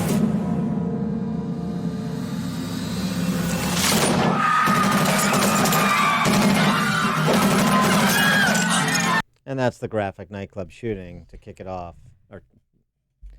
So you have that to look forward to, her relevance, this all being translated into art in addition to fundraising missives from Democrats. That's how the shooting is being received by the cultural elites on the left. For more on the topic, we're pleased to be joined by a cultural elite on the center right. He is Chadwick Moore, former editor at large of Out Magazine and The Advocate, contributor to Playboy, New York Post, The New York Times. Chadwick, thanks for joining us again. Appreciate it. Hey, good morning. Great to be here. Morning. What do you think of that new Madonna song, that new Madonna offering? Wow. Well, I think Sia did the nightclub shooting music video first after Pulse, so it's nice to see Madonna once again being totally culturally irrelevant and picking up the caboose from other people. It sounds horrifying. I haven't seen the music video yet, but just listening to that, my God. Yeah. But this is also the woman who threatened to blow up the White House. Am I correct? Yeah, that's her. Yeah, I think that was at the kickoff P-Hat rally, wasn't it? Yeah, it was. The reaction to just your kind of general comments on the reaction from Dem politicians, the D.C. press corps coverage of both the actual horrors that occurred in Dayton and El Paso, in addition to Trump's reaction to them. You'd mentioned it just at the top of the hour. The first thing I saw this morning, I was astounded to see the New York Times change their headline, as you mentioned. That's incredible. After a Twitter backlash, and I saw hashtag cancel NYT was trending on Twitter because liberals were so upset that the Times admitted Trump called for unity and an end to racism. Personally, I think that he's of course right to denounce everything. He has multiple times denounced this white supremacy nonsense that he's so often affiliated with, and it's gotten to a point where they just back him into this corner. They just want this narrative. They want this to be associated with him. Meanwhile, the shooter in Dayton, Ohio, was a Elizabeth Warren supporter and followed all of these left-wing journalists, and a lot of them were scrambling yesterday to delete tweets that he had retweeted, and we don't hear anything about that. But of course, at this point, why should we be surprised? And here we are, back to where we are so often with the same narrative about gun control and these ridiculous statistics that they pull out of nowhere, saying things like the United States has had 294 mass shootings this year. Well, that depends on how they're defining mass shootings, and basically 290 of those were gang-related, inner city, existing in places where there aren't any guns, where they have extremely strict gun control laws. Like Chicago. Right, and also like Chicago. I didn't want to say it, but yeah. Yeah, and also mass shootings like happened this weekend in Chicago with 55 shot, 7 dead, that are not covered because there's no political value in covering them. Yes, and one happened in Brooklyn this weekend, where I live, at a funeral in Brooklyn. Same thing. It was 4 people were shot, but you won't hear about that. Yeah, I mean, it did. I'm coming from the Chicago Tribune, so we did, of course, our news side did report on it. But then when when the mayor had a chance to talk about it here, our new mayor, the headlines were all about her response to Donald Trump when we are sitting on 55 people shot over a weekend in our city. And people don't want to call that, domestic terrorism. I don't know. Maybe I'm overusing that word or exaggerating it. Am I? That terrorism is such a, how do we even define that? And I'm even, the definition being violence to achieve political ends. I'm even tepid to call both of the shootings, one left wing and one right wing, that happened this weekend. The shootings everyone's focusing on. I don't even want to call those terrorism. I think it gives the shooters too much credit. And because if you look at what happens with these kids who are doing this, they're always kids. They're always some idiot. They're lonely. Maybe they just want a thrill, as sick as that sounds.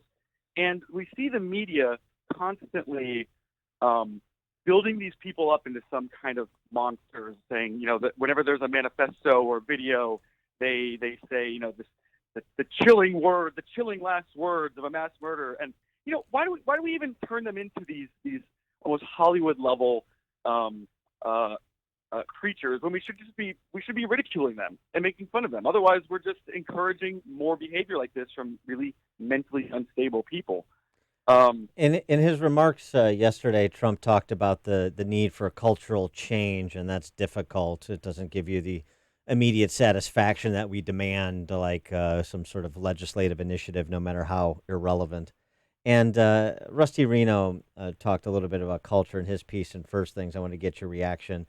You're mentioning some of this too, and some of what we talked about last week with respect to the Gilroy Garlic Festival shooting, where the shooter allegedly responded to a witness asking him why he's doing this, because I'm really angry. And the idea that we indulge the unrestrained sentimentalism of young people and everybody alike, certainly the left would, this sort of sentimental barbarism, unrestrained emotion. My morality comes from my emotion. Whatever I feel, I can express in the most ridiculous and even destructive and perhaps deadly ways. Rusty Reno talks about where our culture is. Out of wedlock births have risen over the last generation. more young people growing up in unstable family situations, as was the case with the El Paso shooter. We've talked quite a bit over the last year about the declining life expectancy among certain demographics, which is sort of a remarkable phenomenon in a country as wealthy as America. And he writes, a fish rots from the head down.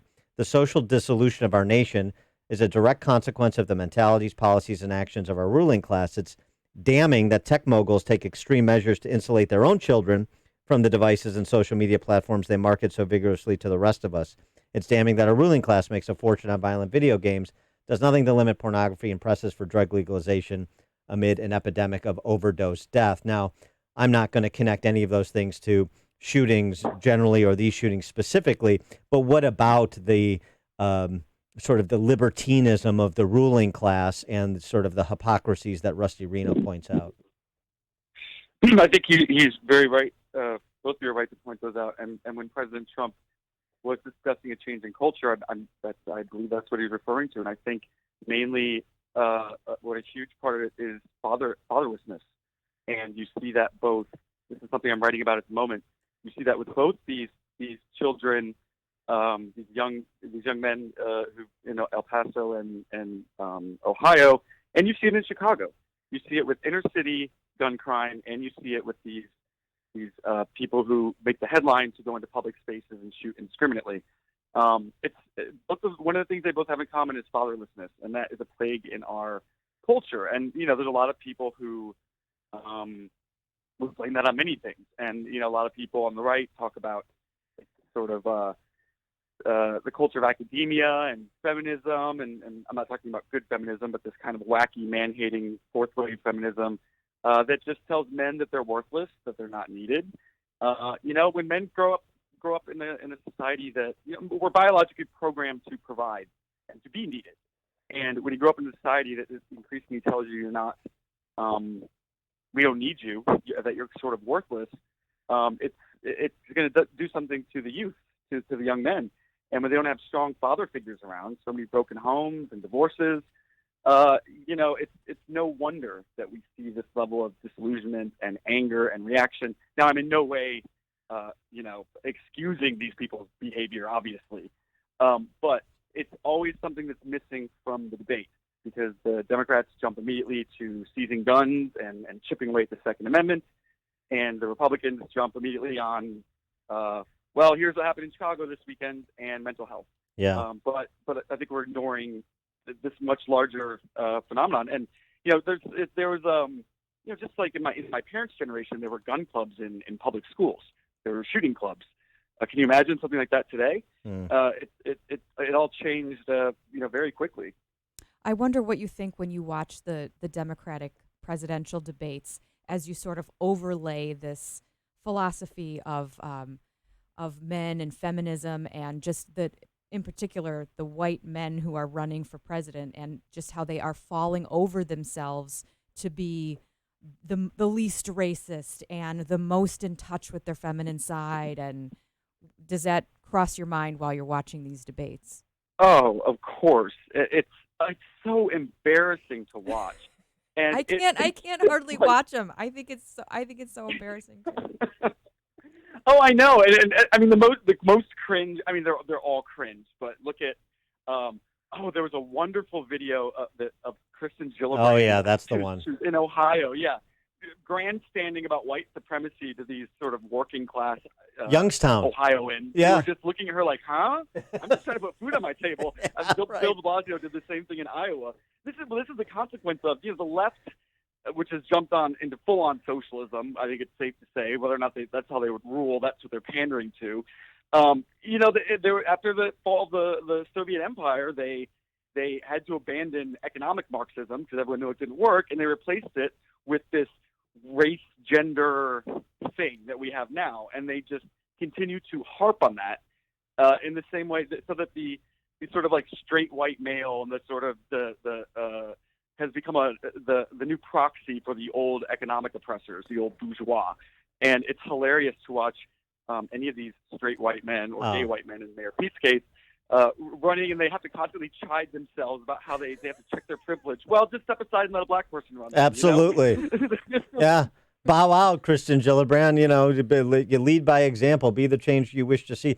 The Kristen Gillibrand in Youngstown, Ohio, you're talking to Laverne and Shirley about white privilege was just, I mean, that is priceless. Was it? I haven't seen it. So, but my favorite moment was during Gay Pride Month when they were all trying to be, the most open, and she was at a bar and they just have her like dancing behind the bar. And she's pouring drinks and she does like this weird cheers thing and she's like, gay rights or something. It was hard to watch. It's so authentic. It's just Right, too authentic. That's why. That's why. Yeah, it's over the top authenticity. Speaking of that, Chadwick, you had this tweet, and I'm not going to steal your line, but I loved it. Kathy Zhu, who we had on the show, she's the Michigan beauty queen who was de-queened for basically being a Trump supporter and tweeting out some relatively pedestrian things about violence in the inner cities and so forth. She tweeted out, for anyone who doesn't believe being gay is more socially accepted than being conservative, go to a public place and shout, I just came out as gay, or I am now a Trump supporter, and see the responses you receive. And you responded to that, and I just wanted to have you memorialize your response for our listeners.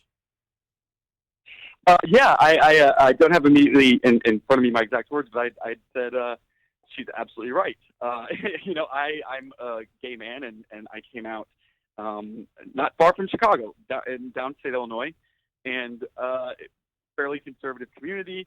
This was in the early 2000s, and no problem at all. No problem. In fact, I was celebrated. And here in 2017, I came out as a conservative in New York City, and I was fired from my job. I lost all my friends. Continue to get kicked out of It's gay not bars. funny, but I mean, it's like being, being a conservative today is like being gay in the 1950s. It's like you'll get your name printed in the paper. They won't hire you. Yeah, you're talking to Dan and Kristen who live in Chicago. You- We have no friends either, so we should start like a but for no different friends. reasons. My personality has a lot to do with it. That's too. true. But Chet, you said this was a tweet from last week. You said just 2 days ago I was asked to leave a Brooklyn gay bar again. What Yes. happened there? Oh my God! So it's this place that I know everyone who works there. Ironically, the one black person who worked there is the one who still tries to get my pants whenever I see him on the street. But all the triggered white liberals is how it always goes. Are you wearing like a MAGA hat? No. Okay. But they just That they would just be know- well, the gauche. thing is, I would say this. Well, the difference between Manhattan and Brooklyn gay community is the ones in Brooklyn are all they're all bloggers and stuff, so they all follow the media, so they all know who I am. In Manhattan, they don't care because they're just gay and partying, So I'm walking home, and I live down the street from this gay bar, and there's this there's two door people there who I'm sure are Republicans because they whenever I walk by, they smile and say hi, and they know. So I stop, and one of them, I think he's an ex-cop, and I was just talking to him. And I've known him for years, and he was like, "Oh, are you going in tonight?" I said, "No, I can't go in there anymore. They won't serve me." He's like, "No, just go ahead, try." So I'm like, "All right, I'll try." So I go in, I order a beer, and I go out in the little patio, and the bartender comes out and says, "Chadwick, I mean, I personally don't have a problem, but I'm not sure what I'm not sure what our policy is about you being here." And I think you might start to make people uncomfortable. I'm looking around, nobody notices me, and I'm like, oh, okay, well, should I leave? He said, well, I mean, I think maybe that's probably best.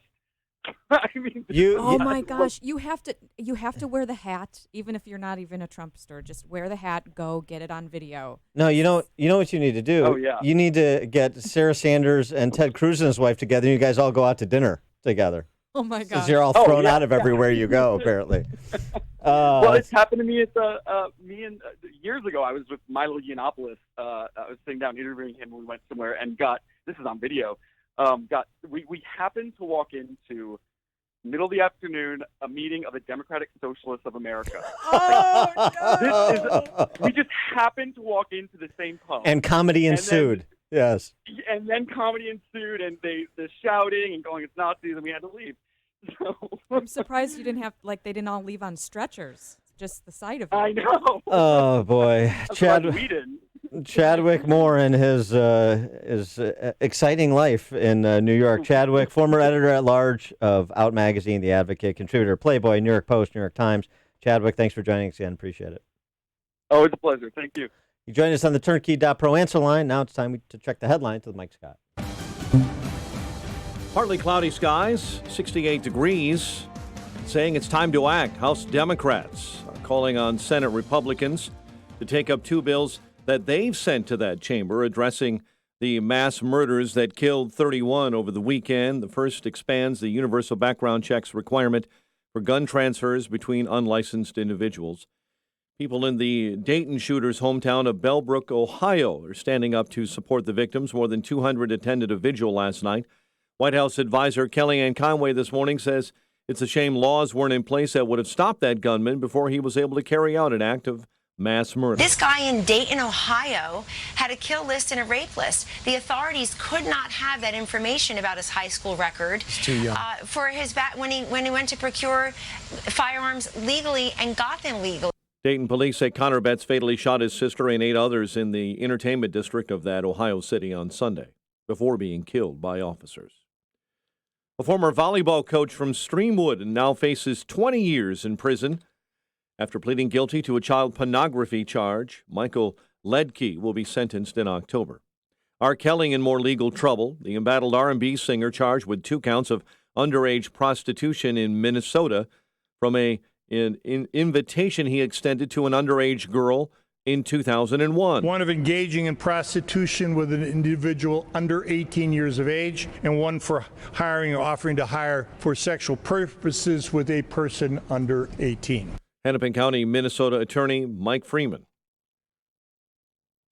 Governor J.B. Pritzker taking heat for a huge gaffe, saying he's thankful the state has not suffered a mass shooting like those over the weekend without mentioning the 2 mass murders in the past decade involving shooters. The Democrat was asked about the shootings in El Paso and Dayton, Ohio on Monday and saying, quote, "Thank God it hasn't happened here," end quote.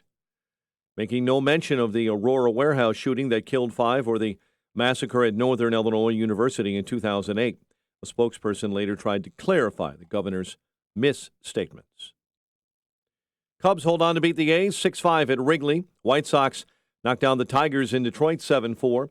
The news is a service of LifeLock with Norton. Are you one of the millions who had their information exposed in the recent breach? Be one of the millions who chose LifeLock with Norton to protect their devices and identity. Join now at LifeLock.com. Use promo code RISK to save 10% on your first year. 8:33 and a check of traffic and weather on the way next on AM 560. Mike Gallagher is thinking about moving again. There has become this narrative that in the state of Minnesota, Mike Lindell, the MyPillow guy, is going to challenge Ilhan Omar for the congressional race when she is up for re-election. Holy cow. Boy, I may have to move to Minnesota just to become a resident so I can vote for it. The Mike Gallagher Show. Weekdays at 9, right before Dennis Prager at 11 on AM 560. The Answer. Hi, this is Amy Jacobson, and I've got a quick, cost-effective way to protect and grow the value of your home this summer. Call the professionals at CertaPro Painters for interior and exterior painting. They painted the first floor of my home last year, and every time someone walks in, they always say, "Gosh, your house looks so much bigger." That's because one of their color specialists helped me pick out the perfect color. So boost your curb appeal this summer with a fresh coat of paint while protecting it from the heat, storms, and insects. Be proud to show off your house to your friends and neighbors. Their summer calendar has a few spots available, so secure yours now.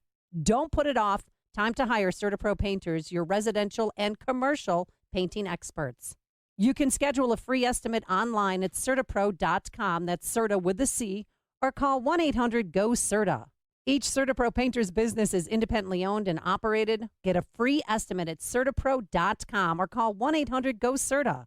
CertaPro Painters, we do painting, you do life. Hey, look at this. Why are you on your phone? We have dinner reservations. I'm getting a quote for life insurance from Ethos. Just look. Wow. I thought it would be more expensive. A friend told me about Ethos. It's the new, straightforward kind of term life insurance that offers policies for any budget. Let's do an estimate for you. Do we have time? You just answer 4 simple questions to get an instant quote. These are easy questions. And there's the instant quote. Seriously? That was really fast. I know, right? And the online application only takes about 10 minutes. No pushy agents. And in most cases, no medical exams. It's perfect for us. Can we apply right now? Why not? And after dinner, maybe we can celebrate. You know what? Ethos is perfect for us. Ethos is ethical term life insurance. Straightforward and super fast. Don't put it off. Go to ethoslife.com for a free instant quote now. ETHOSlife.com. That's ethoslife.com. I'm doing it.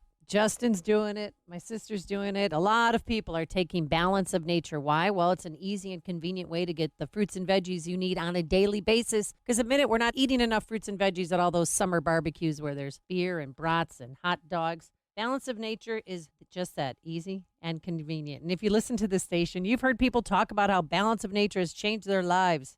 And it could do the same for you. So start living a healthier life today by taking Balance of Nature. Experience the difference for yourself. For a limited time, all new preferred customers will receive an additional 30% discount and free shipping on your first Balance of Nature order. You will also receive an extra $10 off on any additional set of fruits and veggies that you purchase. This summer special offer will expire soon, so do not wait. Call 800-246-8751 or go to balanceofnature.com. Use discount code Chicago. 8:36. Let's get an update on the morning roads in the AM 560 traffic center. Here is Jim Telemonte. Inbound Kennedy delays start at Canfield. It's now 48 minutes. O'Hare to downtown, 37 from Montrose, 38 in the Express. The Edens is 19 minutes like Cook to the Kennedy, but up on 33 minutes. Eisenhower, 50 minutes, 390 to downtown, 35 from Manheim. Stevenson, 56 minutes, 355 to Lakeshore Drive. Ryan, 32 minutes, 95th to downtown. I-57, 19 minutes, I-80 to the Merge. Bishop, 426.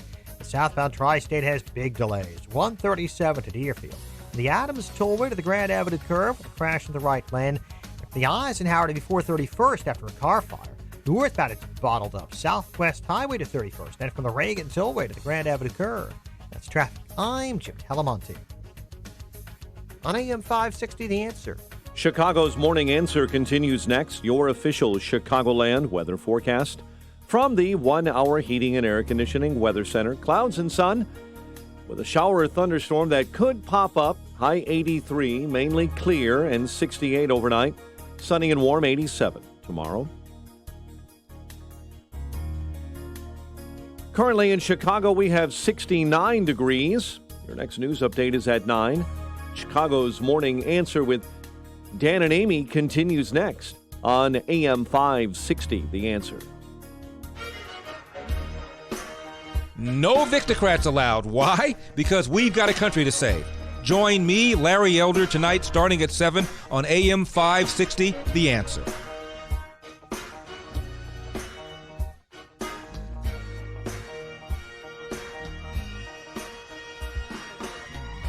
Top of the morning, Dan, and in for Amy this morning is Chicago Tribune editorial boardist Kristen McQuarrie. And Kristen, Ambrose Bierce said of politics that it is a strife of interests masquerading as a contest of principles. And I think we're seeing that play out in spectacular fashion with respect to violence and in so many other respects. Let me give you an example of what I mean. Remember how your brethren, not you, your brethren were so offended by President Trump calling certain outlets and journalists enemy of the people?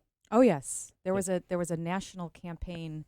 We did not participate, but editorial pages around the country ran an editorial on the same day addressing that. That's right. Yeah. Oh, that's right. The coordinated editorial. Which the press corps hates when Sinclair does it, but they like when they do it. I got you. Yep. Yeah, that's another good example embedded in this example.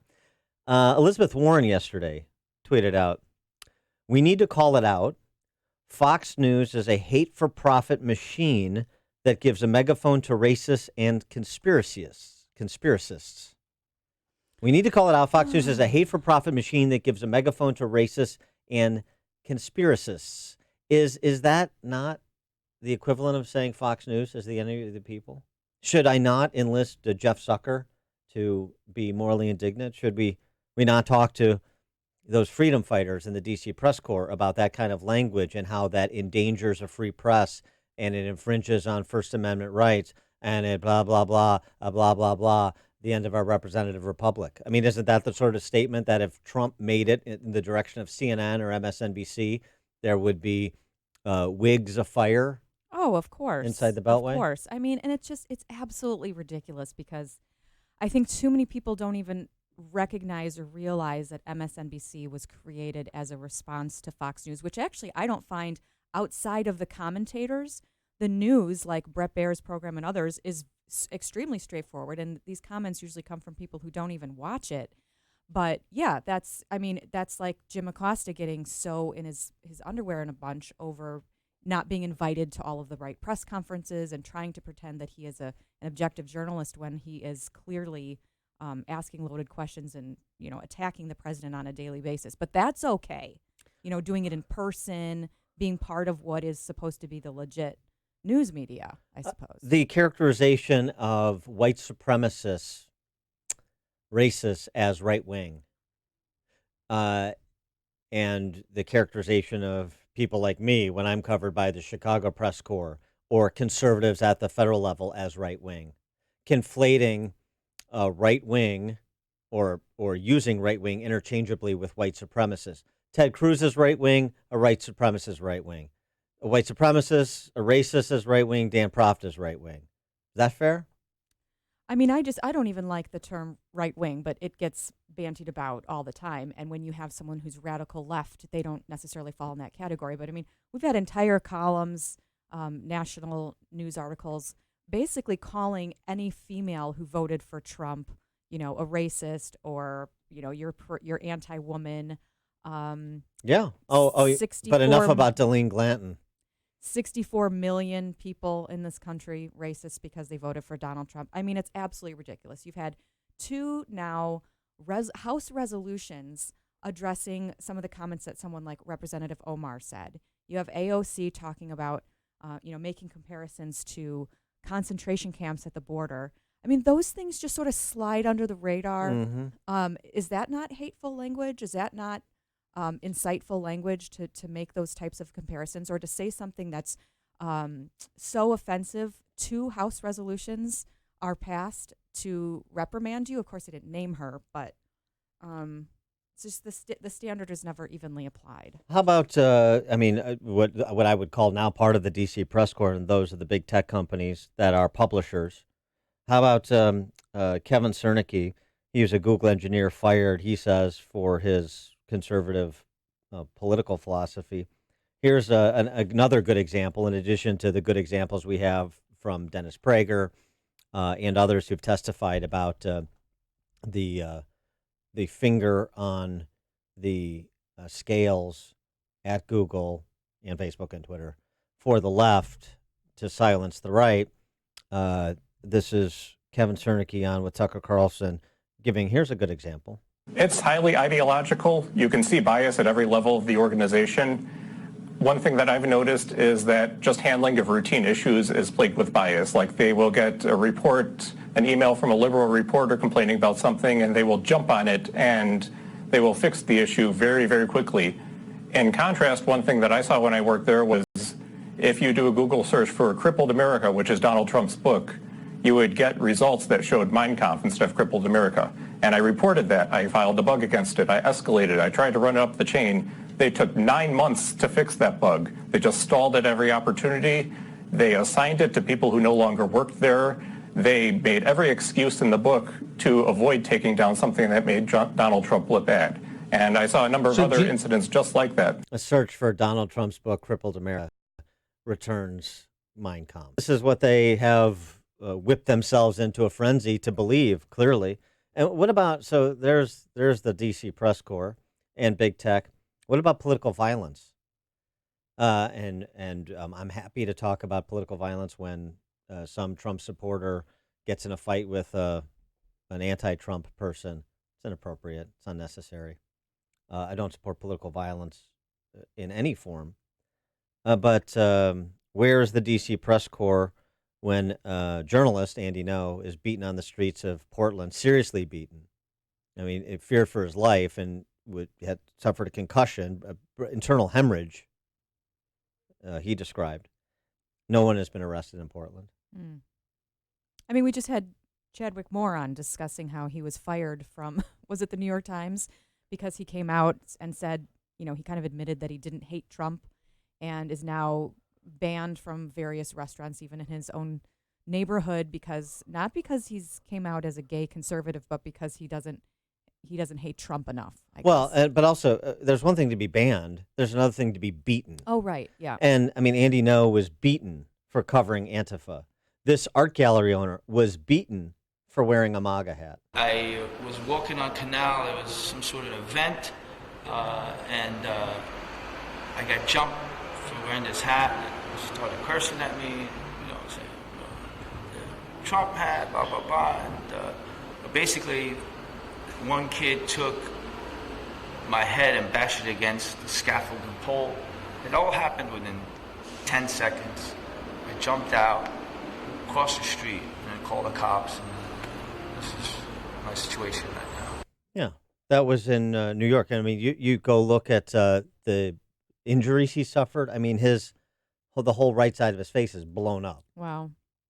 There was, these. How about Rand Paul? Did we forget about that story? Oh, yeah. Rand Paul, Mike Scott was reporting this yesterday. Rand Paul just had a part of his liver removed. The result of the injuries that he suffered when his neighbor attacked him for not being anti-Trump or anti-Trump enough. It's not like Rand Paul and Donald Trump are the best of friends. They've always been on the same page. But, I mean... Well, you have members of Congress saying, if you see Trump supporters out in the grocery store, out in restaurants, be sure to surround them and make sure they know that they are not welcome. You had that couple at the Cheesecake Factory. Just because he was wearing a cap, they wouldn't serve him, or they dumped a drink on him or something. I mean, I'm sure this happens a lot more than we realize. But Chadwick actually wrote a column about sort of like the deranged Trump syndrome and what happens when they're around someone who's wearing a MAGA hat. And there's like a physiological change that happens in some people. We've seen it. And I correct myself, part of his lung removed. Rand Paul had part of his lung removed as the result of the injuries that he suffered when his neighbor attacked him. But yes, we've seen it. We've seen, George Lopez, the comedian, getting in somebody's face at a restaurant for having a MAGA hat on, people getting whatever, a drink dumped on them for having a MAGA hat on, and so on and so forth, because the line that has been rinsed and repeated, not only that Trump is racist, but that, as you mentioned before, that the MAGA hat is the new Klan hood. And oh, by the way, you have Democrat organizations promoting that. There was an internet meme to that effect that was put out by Kankakee County Democrats in this state. Yeah, well, that was also the same weekend that Illinois Republicans put out a squad piece, right? That Jihad Squad. Yeah. Yeah, and I'm sorry, which one got coverage? Well, they both did in a Tribune editorial. I can say that. They yeah. did. No, I'm sure in a Tribune editorial, but in terms of, I remember that because every Republican was asked to comment about this stupid socialist Spice Girls meme. Nobody, and it was me who dug it up, by the way, Kankakee Democrats. Very few people on the other side asked to comment on that, or asked to comment, New Trier Democrats, oh, the enlightened North Shore denizens. You should see the hateful, ignorant, racist crap on the New Trier Democrats Facebook page. Does anybody monitor that? Does anybody, Democrats asked to comment on that? All of those luminaries of the left on the North Shore? And frankly, statewide, Jelly Belly and all of his folk. What do you think about? I just always think that's kind of just such lazy reporting. Of course, it's lazy reporting. And I mean, when Rauner was in charge, he was asked constantly about everything Trump did, tweeted, said, even though he had disavowed himself of Trump, didn't vote for him, was not one of the governors across the country who was always supportive of Trump. Lori Lightfoot is elected mayor. She takes a phone call from Trump. She goes to the White House. She's photographed with Ivanka. Nothing. I mean, it's just... Well, not only that. I mean, how many people were asked to comment about AOC's, what you just referenced, AOC's comparison of Customs and Border Patrol as Nazi stormtroopers? Mm-hmm. as detention facilities as concentration camps, and so many other things. They even soft pedal rebuking Ilhan Omar for her virulent anti-Semitism, or Rashida Tlaib for trying to rewrite the history of the 20th century as it pertains to Israelis and Palestinians. There's no accountability whatsoever. How about mini AOC, the little girl who would just nailed AOC in terms of her parodies. It was brilliant. The father posted that they removed her. They're not posting any more videos. They're not going to do it. They're taking down her Twitter account, stuff like that, because they are being threatened. Little girl. Right. The humorless left, the intolerant left. That's what they are. And she was also, for those who hadn't seen her, she was kind of a little YouTube sensation, and she could just imitate AOC perfectly. And she made no money. She would, whatever fund she got, or if she set up a GoFundMe page, it would go to like St. Jude's Children's Hospital, so she had a nonprofit side of her where she was raising money for different causes. And it was still, they couldn't tolerate her. I mean, she was 9 years old, I think, maybe 8. Yeah. Well, and then I'll tell you what, the indulgence of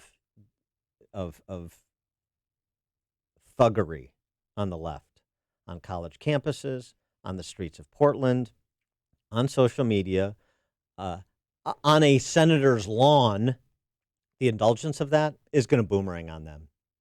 And, you add that mix of socialism, cranky socialism, as exhibited by Liz and Bernie, and that's Trump's reelection insurance.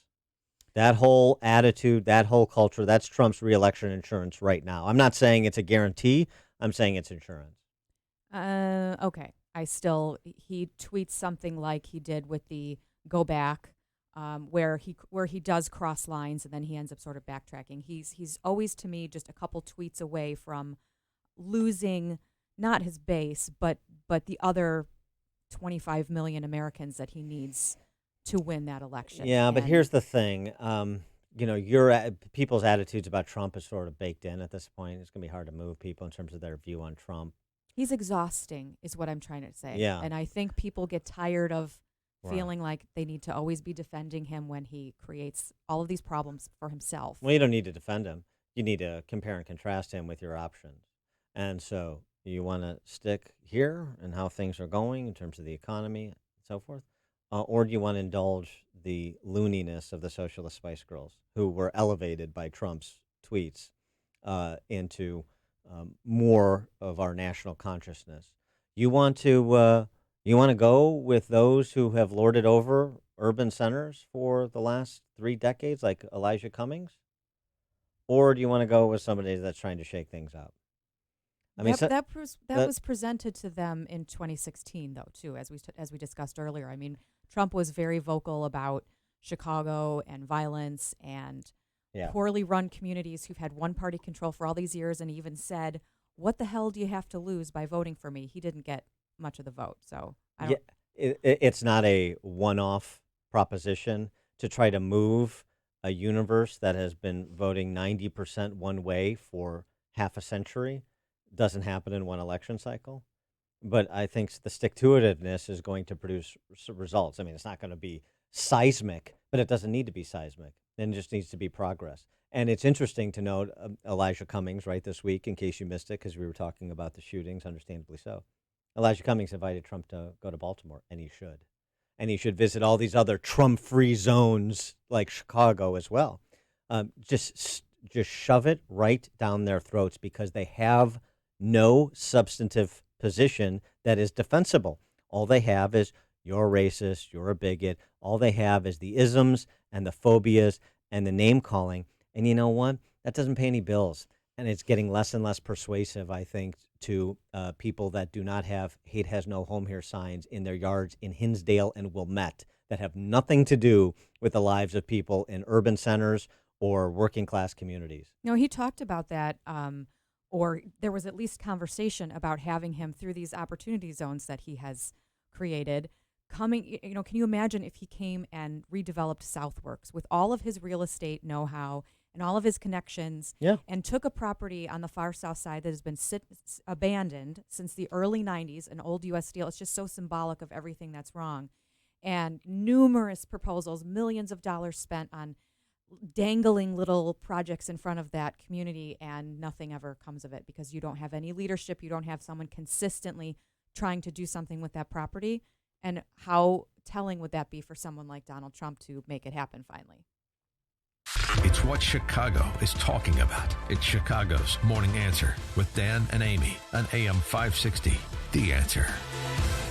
For more than 50 years, Mueller CPA, a certified public accounting and business advisory firm, has been serving clients in Chicagoland. Dave Nissen, Mueller's managing partner, is here to explain Mueller CPA's history, journey, and opportunity. Thanks, Dan. Our firm was started by Al Mueller as a one-person CPA firm in 1968. Through growth and partnerships, Mueller CPA has blossomed from a regional firm to an organization that provides services worldwide. Mueller is a reflection of our years of listening and caring for our clients, and we would not be here today if it wasn't for our professionals and support personnel. We value the human side of our business and recognize it as being the most important element of our success. We are growing, we are hiring, and we welcome your interest in our firm. If you are looking for your first opportunity or your forever career, join an award-winning team that cares about you. Visit the career page at MuellerCPA.com or call Dave directly at 630-524-5274. Balance of Nature. Changing the world, one life at a time. I have been plagued with esophagus acid, and it burns the esophagus. I've had it for 30 years, and I've had doctors give me prescriptions for it and everything. I never got rid of it. I've been on the Balance of Nature for about 3.5, 4 months. It is completely gone. I didn't even notice it. But it has to be the Balance of Nature because it's the only supplement I'm taking. And I just wanted you to know that because it's made a world of difference in my life. I just wanted to let you know. Experience the Balance of Nature difference for yourself. For a limited time, all new preferred customers will receive an additional 30% discount and free shipping on your first Balance of Nature order. You will also receive an extra $10 off on any additional set of fruits and veggies you purchase. This summer special will expire, so don't wait. Call 800-2468-751 or go to balanceofnature.com and use discount code Chicago. How would you like to make an extra $1,200 to $7,800 monthly safely investing in real estate tax lien certificates? Hi, I'm Sean Higgins, co-founder of USTLA, and for over the last 20 years, I've been investing in tax lien certificates earning 8 to 36% secured fixed returns, while safely acquiring highly discounted properties mortgage-free. Now, I'll show you how with my new audiobook, The Tax Lien Investment Bible, Your Roadmap to Financial Freedom. In my new book, you'll learn how to find tax lien certificates, how to safely earn 8 to 36% secured fixed returns, and how to acquire valuable real estate at huge discounts mortgage-free. Now, for a limited time, I'll give anyone who calls a free copy of my powerful new audiobook. Call 800-219-9149 now to get Sean's free audiobook. Call 800-219-9149, and Sean will give free tickets to his live training coming to the Chicago area, a $300 value. Call 800-219-9149. 800-219-9149 for your free audiobook now. AM 560, The Answer.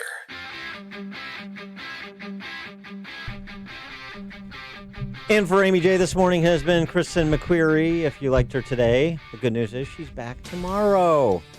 What do you mean if? Of course, mean of if? course. Come on. Like Michelle Obama, she is a beloved figure. Everywhere. There's no question about it. All right, thanks so much for joining us. We will be back.